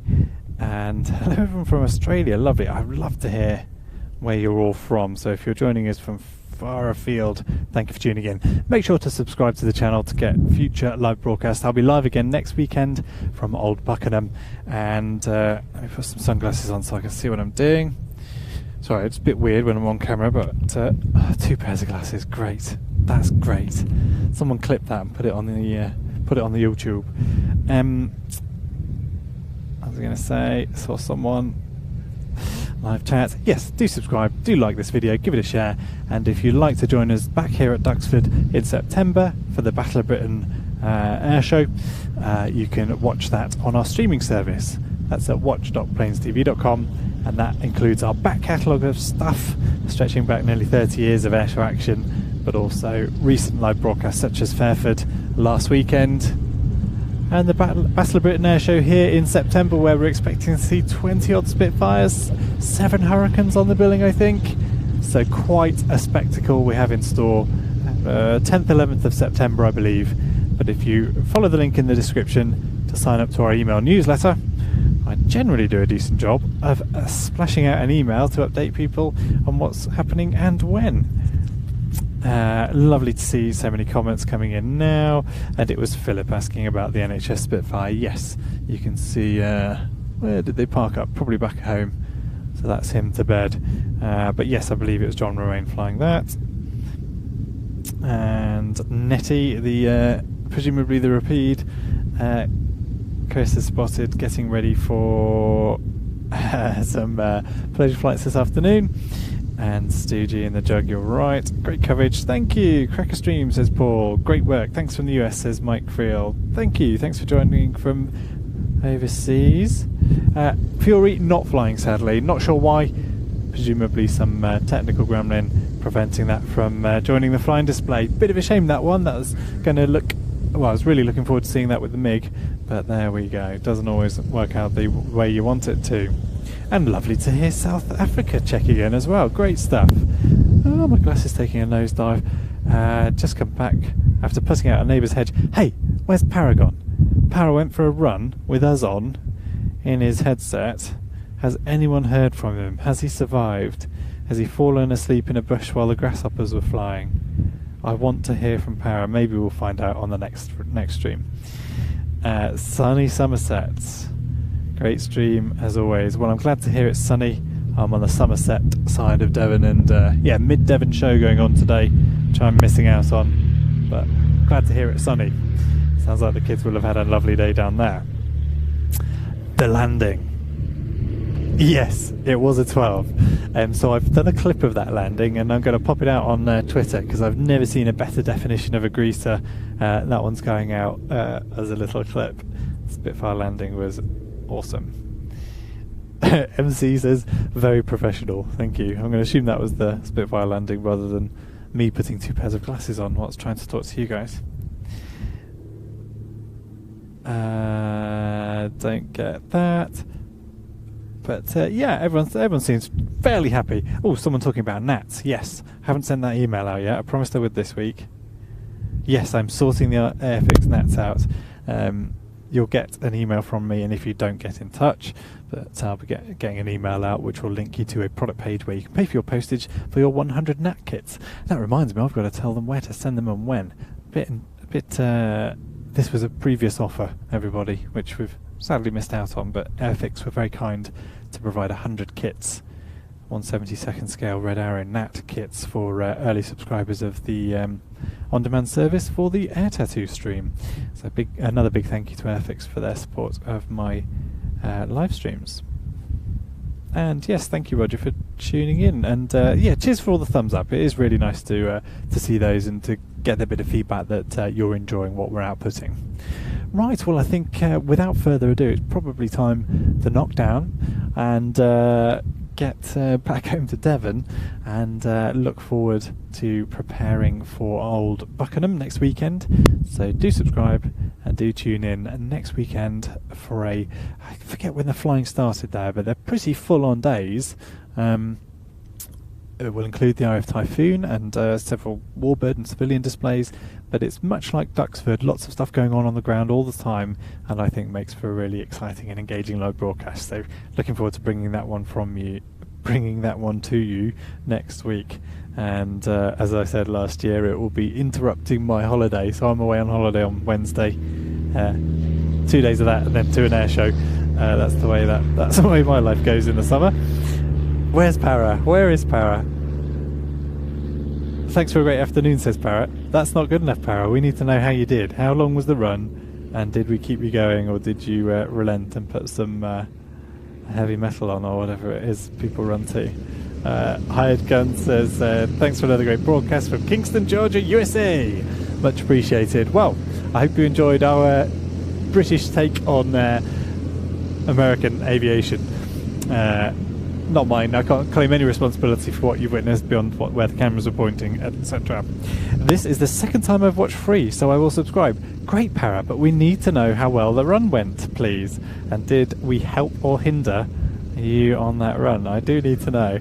On the last live broadcast, or during arrivals, someone said either Adam or I look like the guy who presents the Car Wow videos on YouTube. It's a UK car selling YouTube channel, which is quite good actually. I've watched some of it, but we haven't decided which one of us looks like him yet. Never got to find out. Para, I need to know how well your run went. New subscriber here, I'm hooked, says Tony M. Very good. Do sign up to the email newsletter as well. There's a link in the description. I send it out once a week. It does come from me, and you can reply to that, and we can have a bit of a chat about the things you'd like to see me covering, or indeed what you had for breakfast. Whatever you want to send me, I'll read it, probably. Well, no, I will read it. I'll certainly see it. If it starts talking about scrambled eggs, I might not read the rest. You've been warned. Devon is heaven, it is. You were very lucky to get kits. Yeah, you were. Was it... you got the kit. Yeah, Artful, wasn't it? Yes. And I'm hoping a few of them don't get claimed, so I can make one myself. Well, I'm going to just have to assume that Para never went for this run. 32 mins... 59 seconds, 5 miles. Hey, can't say fairer than that. Well done. And did we keep you going? Were we helpful? I dare say, put some music on in the end. Everyone's saying great show. Great, lovely. Well, good of you to join us. We've got, if you're not familiar with Duxford and the activities here, there are lots of pleasure flights, so you can go flying Tiger Moths. You can hear those behind me now, or one of them. Dragon Rapide. Harvard, certainly. Did they do any two-seat Spitfire and stuff from Duxford? I'm not sure. Certainly do it Biggin Hill and Headcorn, other places like that. Not sure, but they must do. Someone must do from here. James saying brilliant as always. Thank you, James. Very kind. Don't take that pat on the back for granted. Thank you. Someone retracted a message, so I won't read that. Watching in sunny Rill. Are you covering the Rill Air Show in August? We're not, sadly, but it is on my radar. Maybe one day. Hey, hello from Bermuda. Oh, don't. I don't want to hear where people are from if it's from beautiful places. Cover forthcoming events. Okay. Queen of something or other. Queen of Swords. I will commit to you to cover forthcoming events. The first of those will be Old Buckenham next weekend. I will be back here at Duxford during August. I anticipate being at Sidmouth again, probably, for certainly the Red Arrows and other bits and pieces there. As I say, we'll be back here at Duxford in September. We'll be over in the Czech Republic in September, Jersey in September as well. So very much more to come. We'll also be releasing our highlights program from Air Tattoo. So we will be putting together an edit of the very best bits from Air Tattoo. And there's a lot that you won't have seen yet. So in-cockpit material, material shot airside with the participants, all helping to build a really excellent impression of what Air Tattoo is all about. We'd normally release that on DVD and Blu-ray, but then the internet happened. Need to get your microphone sorted out. Oh, sort it out. So what's going on? Microphone muffled and low quality. It was like a Fairford 2. I'll watch this back, Gamer Dens. Thank you for the heads up. Got Adam inside who should be riding the levels, but I'm sorry if I'm not coming across clearly. Perhaps. Yeah. And Andy Bell saying most of these aircraft are getting on for 80 years old. Isn't it extraordinary? You know, when you look around at what we are lucky enough to have here at Duxford, it is easy to take it for granted, especially when we're here so often. And you know, there's a temptation not to come on days like this where it is a quite short flying display, but someone's putting their meg in the air. You come along, don't you? And someone's saying safe journey home. Great show, and I wait in anticipation for Old Buck next weekend. Me too, Wish. I'm going to get back to Devon, have a bit of sleep, and yeah, be refreshed and raring to go for that one, having had about 48 hours holiday in the interim. Right, thanks everyone, thanks for tuning in. I'll talk to you again next weekend. Cheers.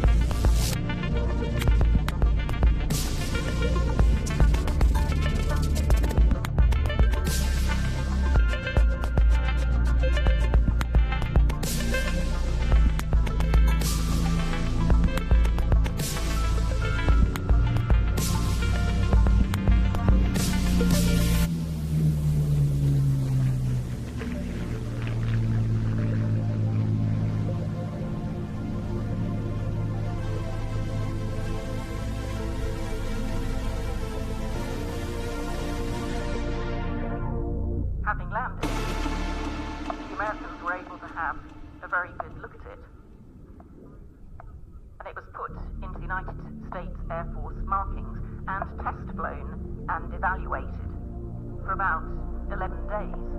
And one of the pilots who tested and evaluated it was Chuck Yeager.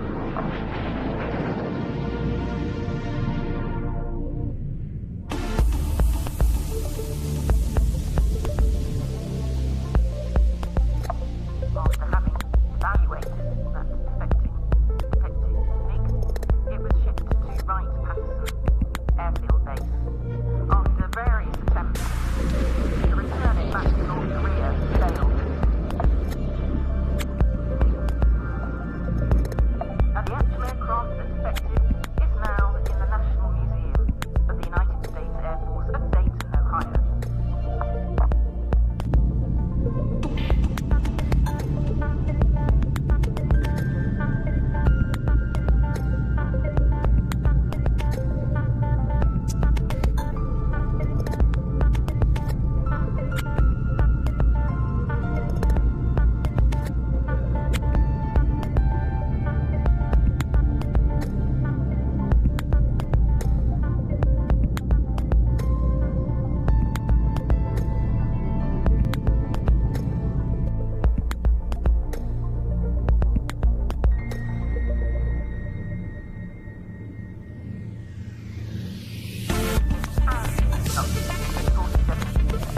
Thunderbolt and the PR-11